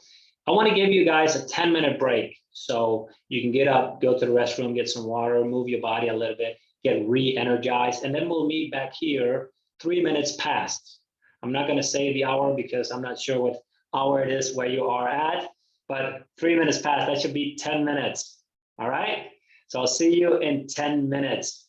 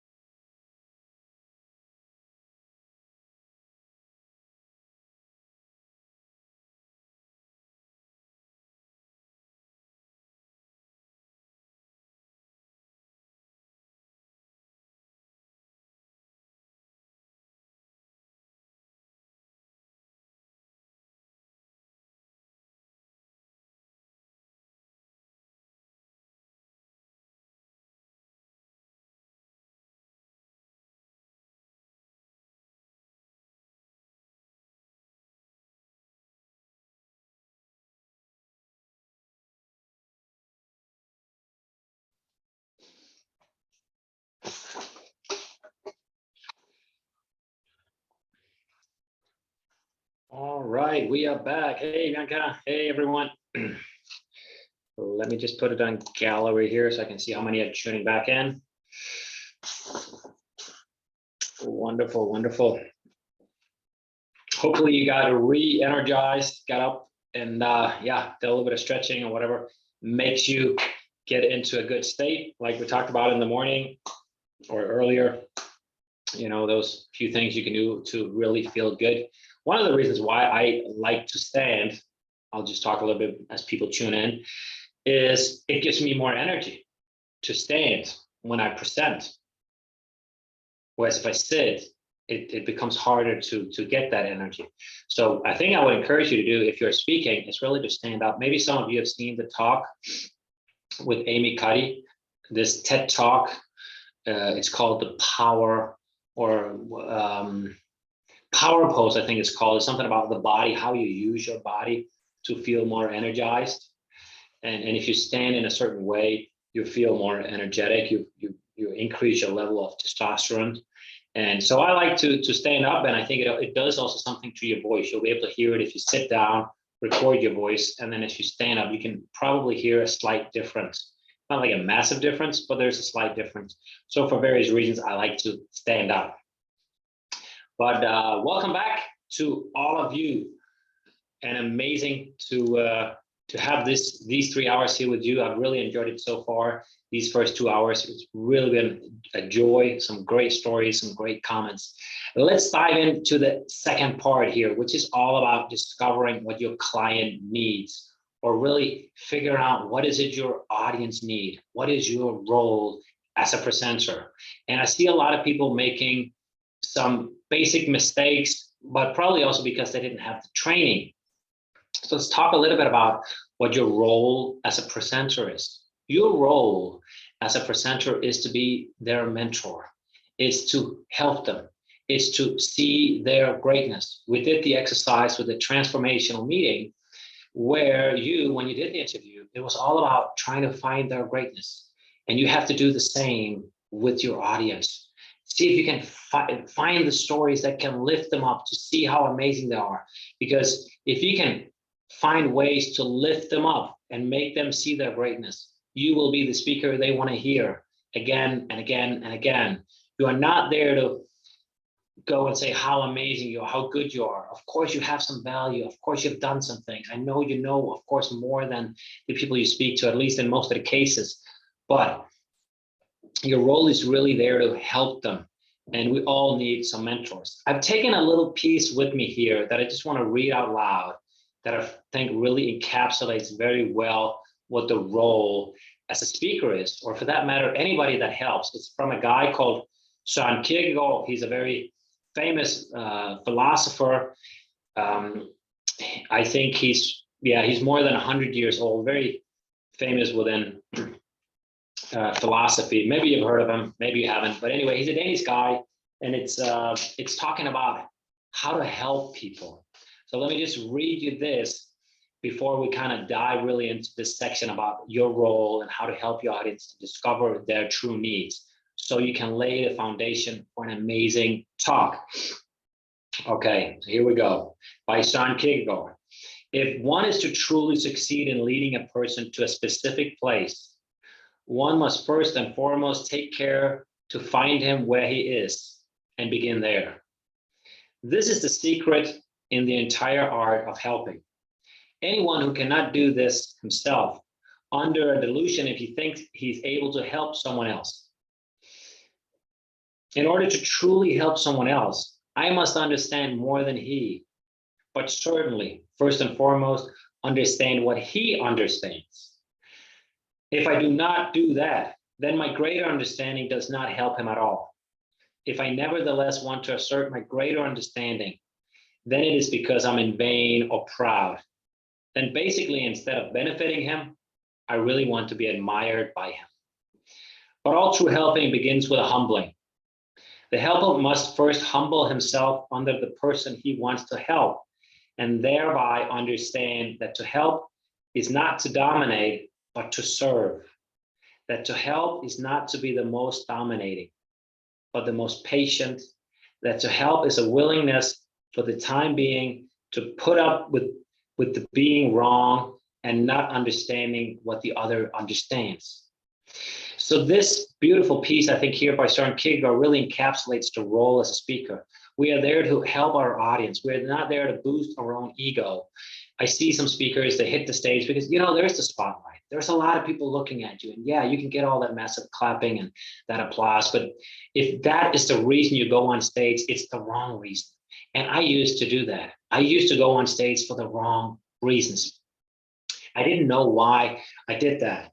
But after some working with myself, I discovered it. And a little secret to all some of the insecurities we have, some of the challenges we have, they're often faced back in our childhood. And I grew up in a home where my dad, he cared a lot about getting good grades. He cared a lot about doing well in school. So I wanted to please my dad. My dad was not the best at saying, I love you. In fact, he had a really, really hard time praising me. So when you're a kid, the two most important people in your life, and maybe also when you're an adult, are your parents, because they're actually your ticket to survival. They're there to give you comfort and support you and help you. You need them, basically. So I was trying to impress him. I wanted to be good. And I remember one time I came back to 7th grade and I had my grade sheet and I was really proud. I was so proud because I gotten a B+ in math, and I knew he cared a lot about math, and I'd done okay in chemistry, physics. So I was curious. Maybe he will, let me know that I did well. Maybe he will praise me. And I remember I was walking up on the street. We have these stones in the road where I used to live, and it's on a little hill, the house where I used to live. So I walked up the hill, and my dad, he was a high school teacher, and he comes out the door because he's going out to teach. He has a few lessons that he needs to give. And then I meet him there and I show him my grade card. I say, hey, Dad, look, this is my grade card. And then he looks at it and he says, well, why isn't that an A? And what's that C doing there? And you also have a C. And then he gave me my grade card. And I just remember my confidence just really shrunk completely. My self-esteem was just minimized so much. And it did something to me. It made me like, I gotta try harder. I gotta do more. I gotta get better. But, I needed that love. I needed that attention. And for a few years, I actually went on stage because I didn't get that love. Or at least I didn't feel I got that. So I was trying to get it from the audience, trying to get it, wow, won't you please like me? By getting on bigger and bigger stages. But it didn't make me really connect with the audience. It didn't make a huge difference for them. I could have made a bigger difference if I put my ego aside and say, you know what, the purpose that I'm here is to help you. So what I try to do, I'm still working on this, and I think maybe we all are to some degree, put that aside and just say, focus on helping your audience. That's the role you have as a speaker. And if you help enough people get what they want, you will also get what you want. This is what Zig Ziglar said. So instead of having a mindset, let me show them how good I am. Just think about how much can I help them? So instance, before this talk I had today, I thought about how much time should I give you for the exercises? And the old version of me would have given you less time. Maybe I should still have given you more time. I don't know what the optimal time is, but I would have given you less time because I thought, I wanted to prove to you that I was good, that I was amazing. Whereas I thought, no, Asger, this is not why you're there. The people you meet tomorrow in this group here, in this community, it's to serve them. And I thought, you know what, it's better to give them more time for the exercise and a little bit less time of me speaking. I hope that makes sense, that you're there to serve your audience. That's your primary role. And if you do that, everything else will work out amazing. So let's go even further. So what should your starting point be? Should it be, what slides should I have? No. You don't even know your audience at that point. It shouldn't be, what should I say? What should I wear? So again, your presentation is not about you, it's about your audience. You really need to discover who they are before you dive into constructing your talk, delivering your talk, rehearsing your talk, doing all those sort of things. Your purpose is to make a change in them.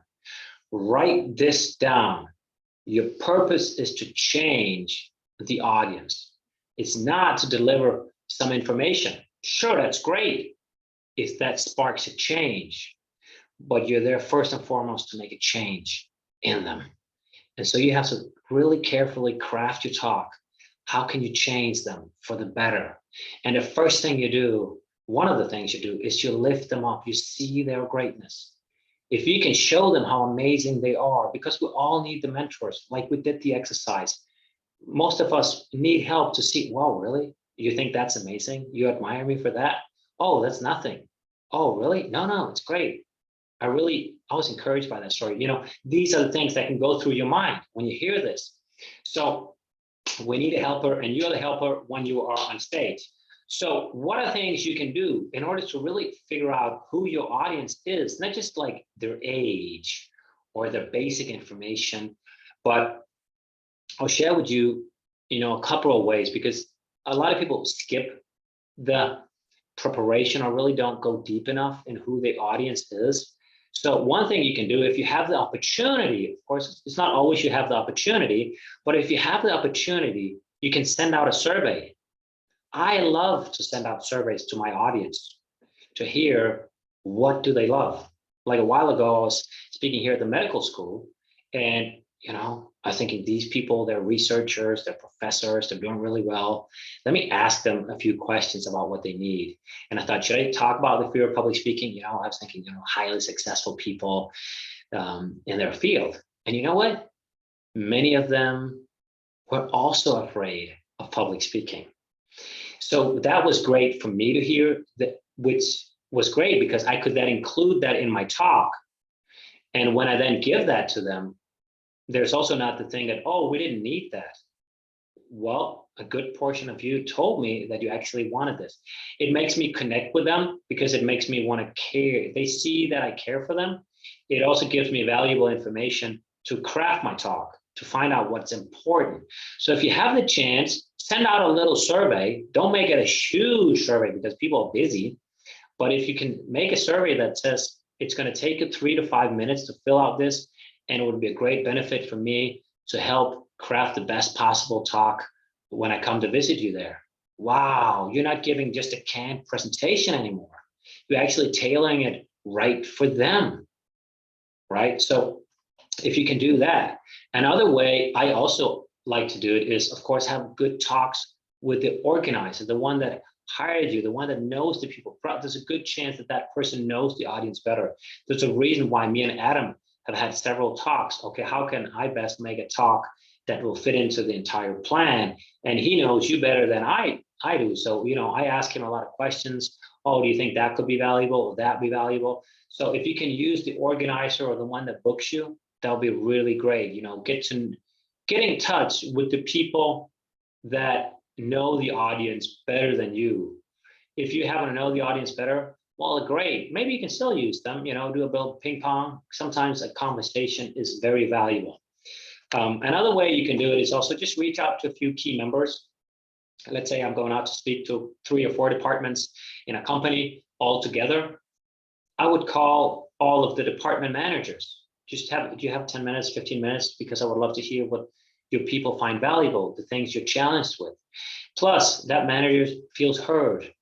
So I kind of satisfy his needs rather than just, I didn't need that. It's a little bit hard to not succeed if you make a contract with them and say, okay, this is what you need.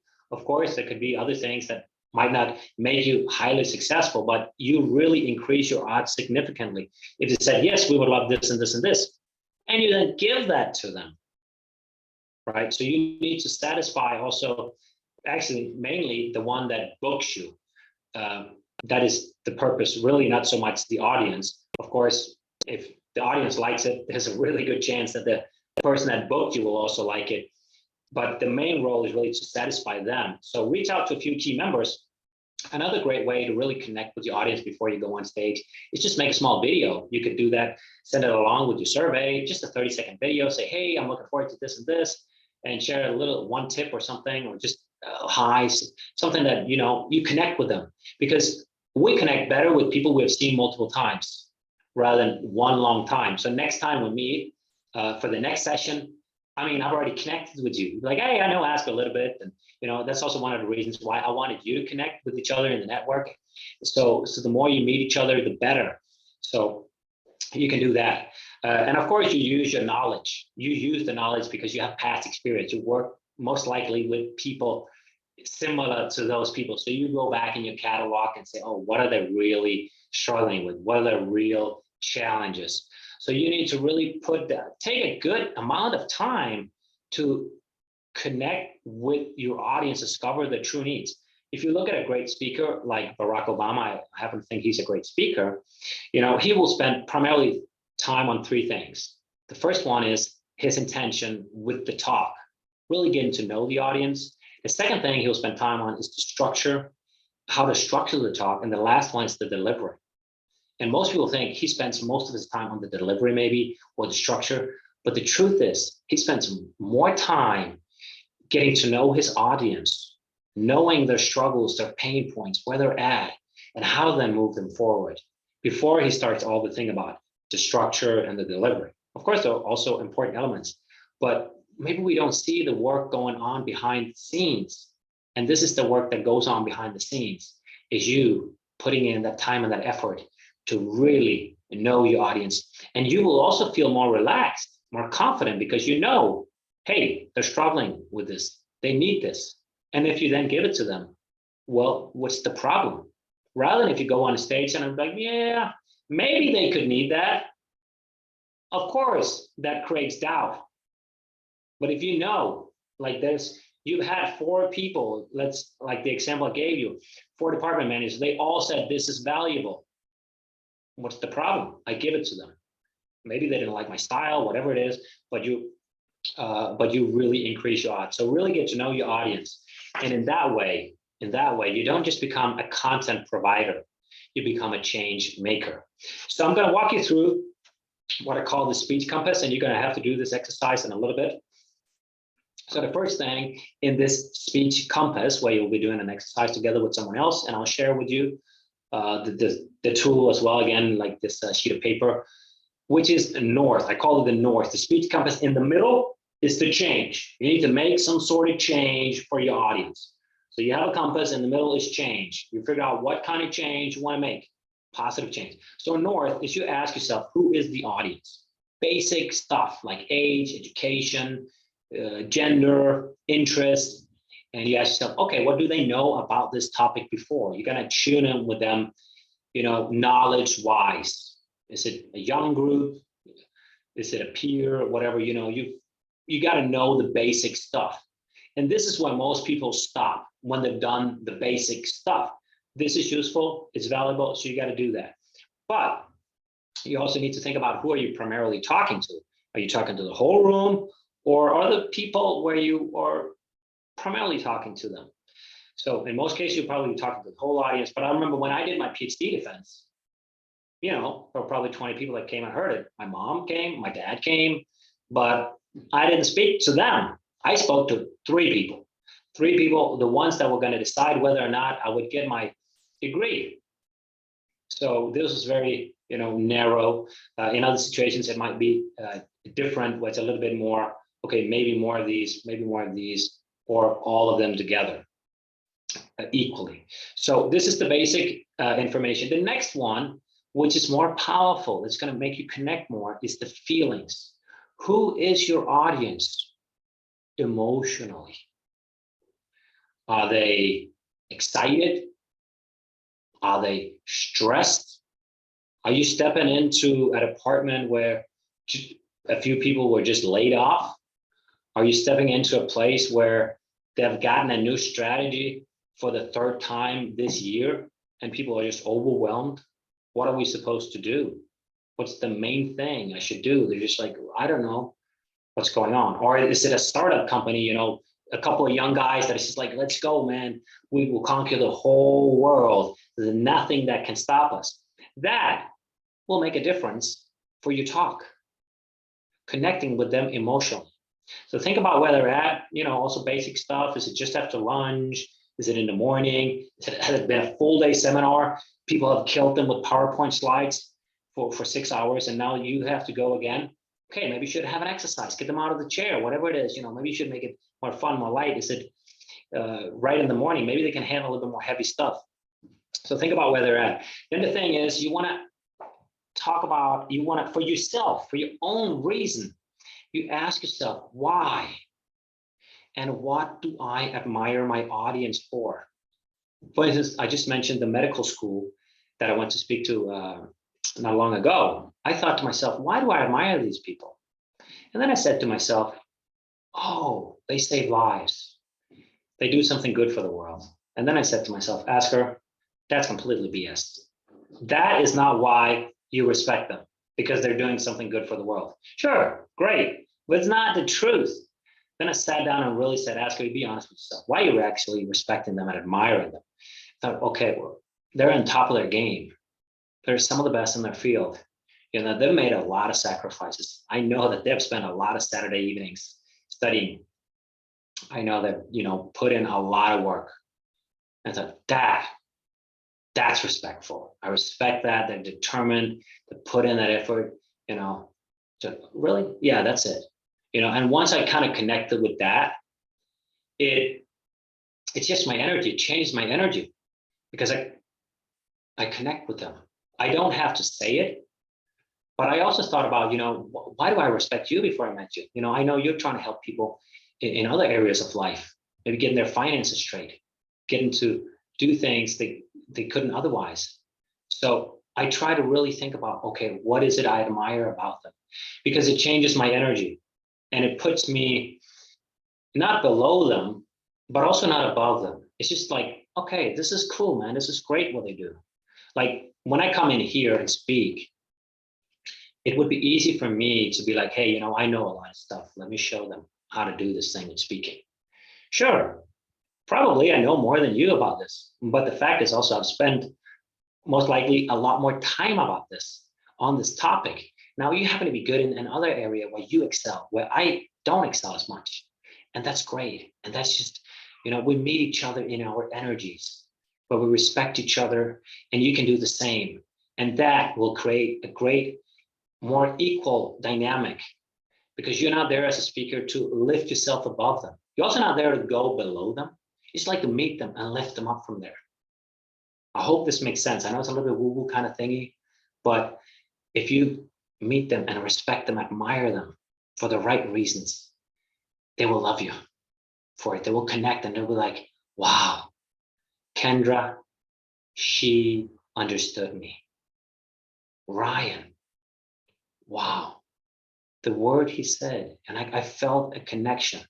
Or Christian, right? That's going to change your energy completely, and you connect in a deeper way. So this is a task you have to do. And the other thing is, think about the feeling you want to create in your audience. Because of your talk, do you want to get them excited about something or whatever it is? What kind of feelings do you want to spark? Because emotions are really the driver to get them to do something, right? So the feeling, very, very important to tap into that and do that exercise, that part. It will lift you up to become more of a transformational speaker, become a change maker when you connect energetically. So this is what I call East. So we have North, who's information, who's your audience. East, feelings, who's your audience emotionally. South, that's the problem. And what problem does the audience have? And now we all have different kinds of problems. The deeper you can go in the layer of problems, the better you will do, both in your business, but also as a speaker. So the first one you can do is think about, what does the audience openly talk about? To other people, they just kind of met, feel okay about, yeah, sure, I can share that. Those certain things in our life we're struggling with that you're okay sharing with, I wouldn't say complete strangers, but someone maybe you connected with within 5 minutes. That's okay. Think about what kind of problem is that. Then there's a deeper problem. Which problem does the audience know they have, but they don't share it to others? Again, let me use the example of the medical people in that industry. After, I think we're about an hour and a half into the talk, someone says to me, Asker, isn't it pretty strange what you're doing, what you're teaching us? it's very different. And I said, yeah, it's quite different. And there was like a make it or break it moment. And then I said, but that's because your talks are boring. When you present, people are bored. When they're bored, they don't listen. And I said, isn't it true that most of the talks you give in your conferences, they're boring? And she smiled a little bit. The other people started smiling a little bit. And I said, yeah, it's true. So you have to do it differently, right? And I connected with them, so it's okay, right? I pushed them a little bit away, I got them in. But I think they all knew in that room that their presentations were boring. No one said it. Everybody was relieved. Oh, some guy just told us it was boring. Okay, we can work from there, right? And so now we could talk about it. That created value, that moment. So it's not just about delivering information. Now, then there's another kind of problem, that is the problem they don't know they have, the unrecognized problem. And that's where you come in with your expertise. You can see, you realize, because you have years of experience, you've worked with other people, you've read the studies, you've done the work, you see what their problem is. They don't know it. And that's your task. Your first main task in your talk is to get them to see what their problem is they don't know they have. I have things I don't know is my problem, right? Oh, why did I react like that? Why did I all of a sudden, say something to my kids that I'm not proud of? Like, I know if I look, oh, that was dumb, Asker. That was not nice done. But why is that? Why am I doing it? Well, maybe I have some challenges I don't know I have. So if you could make me realize, wow, Asker, you're reacting like this when you're under stress, when your 3 kids are doing all that stuff you don't like, well, that's value, right? Then I could start working on it. But it's hard to work on if I don't know I have the problem. So this is your main challenge in your talk, is to discover what is the problem they have they don't know they have. And then you use your knowledge, right? So this is very, very important. And then we'll come to the final part in the speech compass is obviously to then give them the solution, which is, you can talk about what solutions have the audience tried earlier with and failed. A lot of value in sharing past solutions that didn't work. You can share what solutions does the audience need, and also what solutions does the audience realize they need. They will realize, oh, I need that solution. But first and foremost, you got to sell the problem. If you can sell the problem, there's a really good chance that they will buy into your solution. Well, most people just kind of jump right into the solution. Hey, here are 10 great ways to be successful. Here are 10 great ways to make more money. Here are 10 ways. Hey, wait, I'm okay. I'm doing okay. My market, yeah, sure, it's a little bit high, but I'm doing okay, or whatever it is. But if you sell them the problem, you'll be the one that sell them the solution to. This is called the speech compass, going through these 4 steps, and you'll be doing that in pairs in just a little bit. So the last part in the speech compass is, how do you then measure your talk and the quality of your talk? That should be, a bunch of questions I've written down here. What valuable information should the audience have because of your talk? Because of your talk, what new valuable information will they get? The other thing is, what should the audience feel after the presentation? Like the talk I went to with the inspirational speaker 3-day, I felt like, hey, I can learn this, I can do this. There's a chance, even little Asker here in Denmark with 2 normal parents and growing up in a normal house, can also become a speaker. That was a great feeling to have. And maybe you can instill that feeling in your audience. Hey, you know what, this thing with finances, it can be handled. You don't have to suffer every month at the end of every month. Hey, maybe you can even save up a little bit of stash. So if you have challenges, unforeseen costs, you have something. Yeah. So figure out what feeling should they have, and then also what the problem they have, they don't know they have, and then you give them the solution. And ultimately, what action should they take? So this is the speech compass, right? So let me just have Adam share that with you. Then you'll go out in pairs. So you just briefly look through it you know, you don't have to do the questions, just, you know, check in that you feel safe to go through this. And then I'll give you whatever written here, 20 minutes, I think, or 15 minutes I've said to do this one. Wow, just looking at the exercise, it looks super useful. Awesome. So, so it seems like Adam has already shared it. Is that right, Adam? That's right, Asker. The exercise is in the on the platform, but what I will do, I'll just pop it on the screen here now for anyone who isn't currently accessing the platform, and then you can just take a quick screen grab of it as well. So yeah, take that screen dump there if you don't have it otherwise, and you can use this for the rest of your talks that you're going to be having. So let me give you 15 minutes. One will help the other. One will be the mentor of the other one.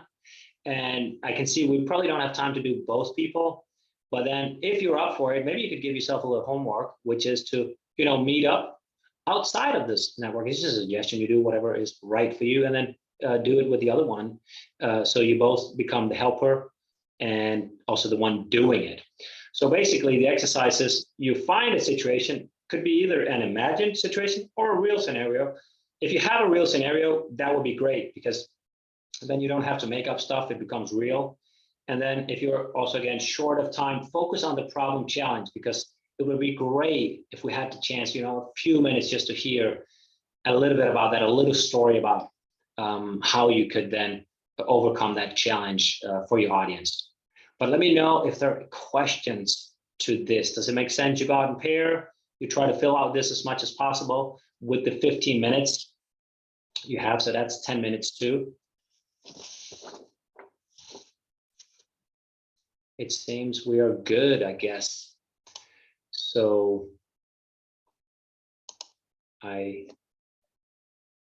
great, awesome. Everybody will then go out in the room in pairs.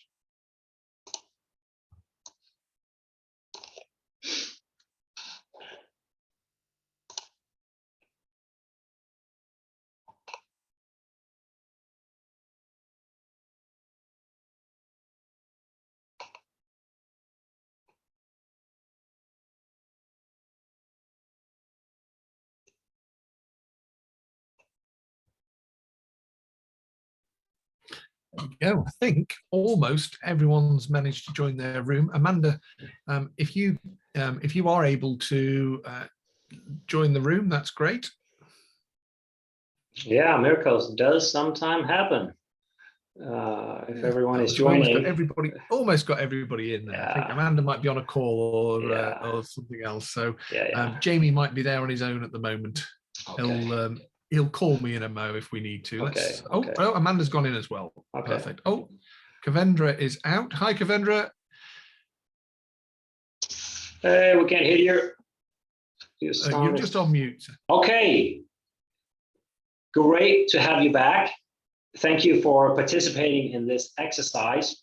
I would love to hear like one or two comments just to kind of get a feel for, was it valuable? A few things. So just raise your hand. We can take one or two comments here. I know we're close to the deadline, but I would love to hear from, you know, one or two. And don't be shy, you know.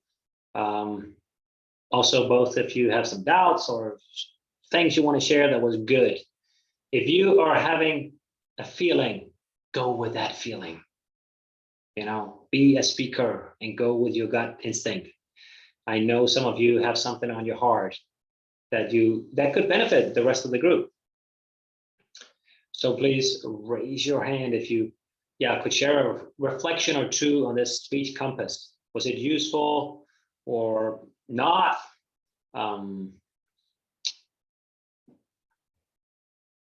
Okay, Ryan May, I'd love to hear from you. Great, thank you. Yeah, so I was with Charlotte, so it was very useful because we're coming from two different perspectives. So I'm coming from a financial planning perspective, where she was coming from more of a software perspective. So it was really good to just try and flesh out who our audience was. And I think in a nutshell as well, it's something that I'm trying to explore a little bit more. But I would definitely say, like, coming from being a next gen member in the UK, you know, I know that it's more so about mindset as opposed to age or anything like that. And it's very much about being curious, forever learning, and being open-minded in order to just keep learning, you know, keep moving that pinpoint 1% better each day. So in terms of that, that's sort of who our audience, I think, was. Not necessarily problems, but just a need for more information, a need to, you know, find opportunities to develop and keep getting better for our client experience.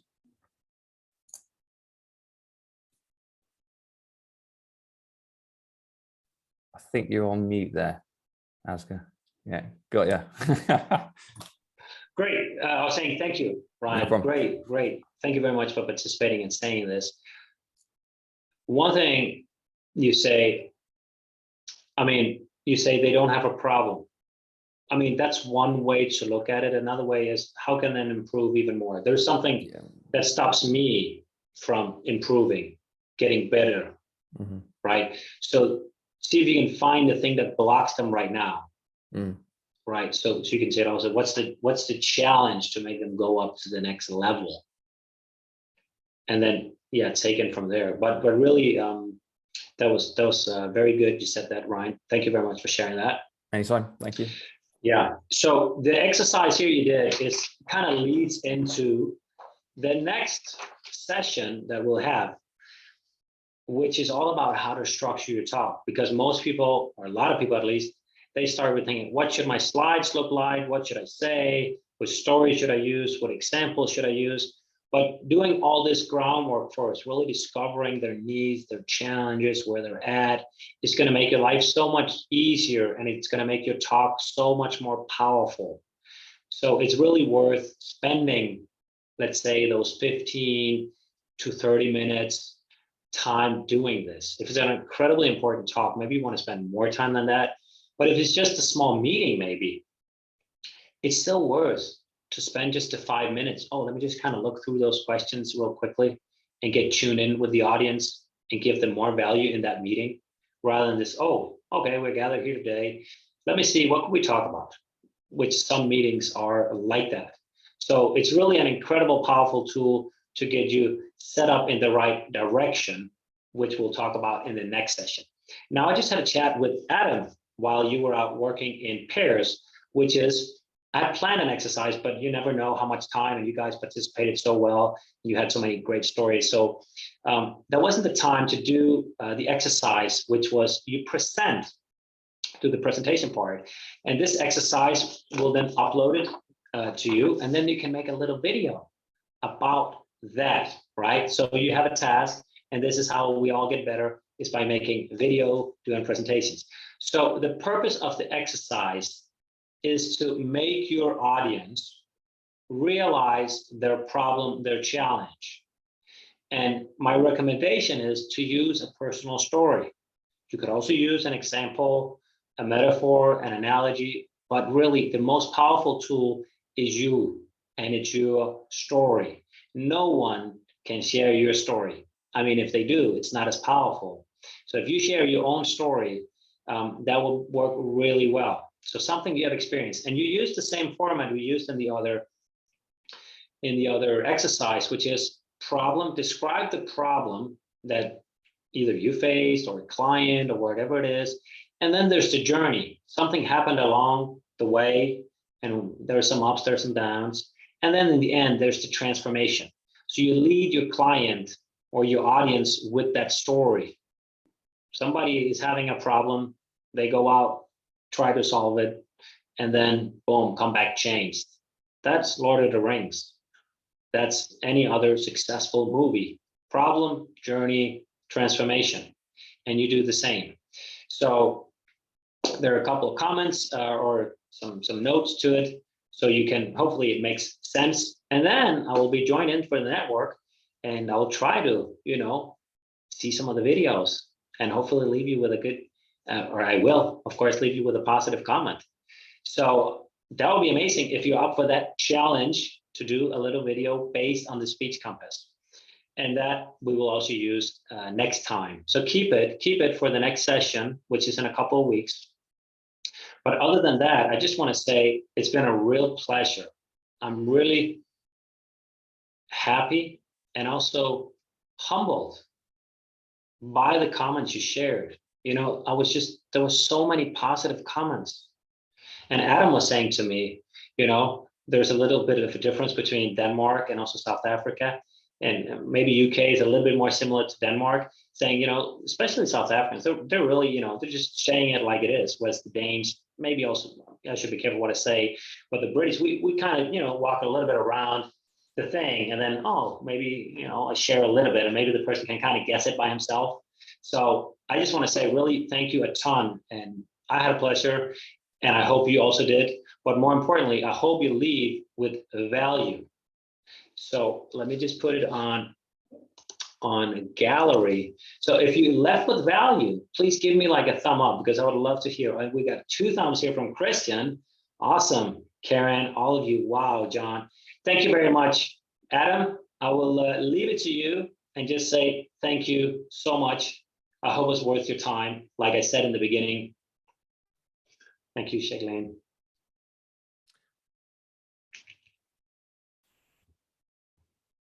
Asker, thank you so much. And on behalf of everybody, thanks for a brilliant session today. It really was great.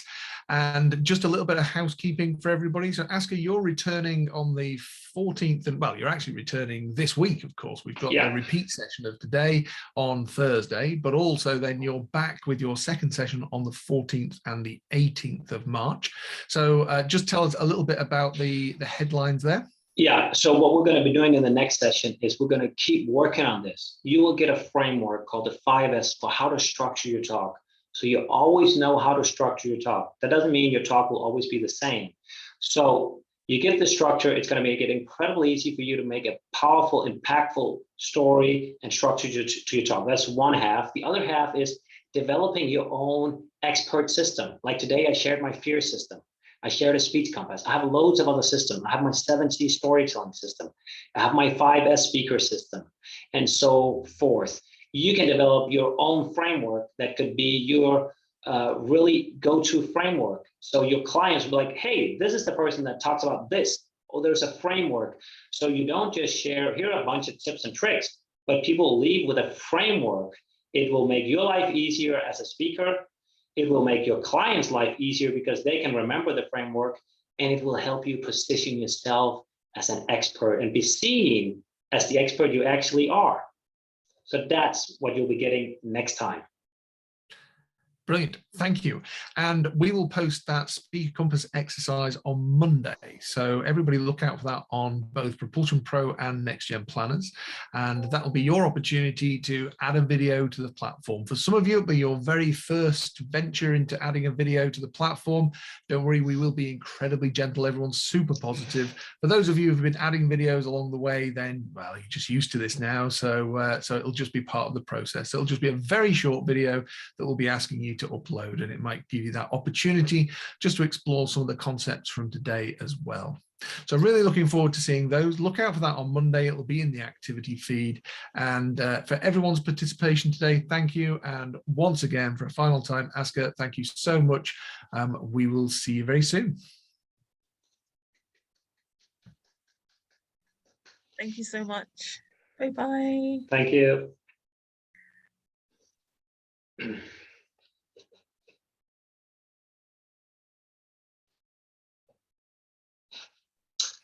All right, Adam. And thanks for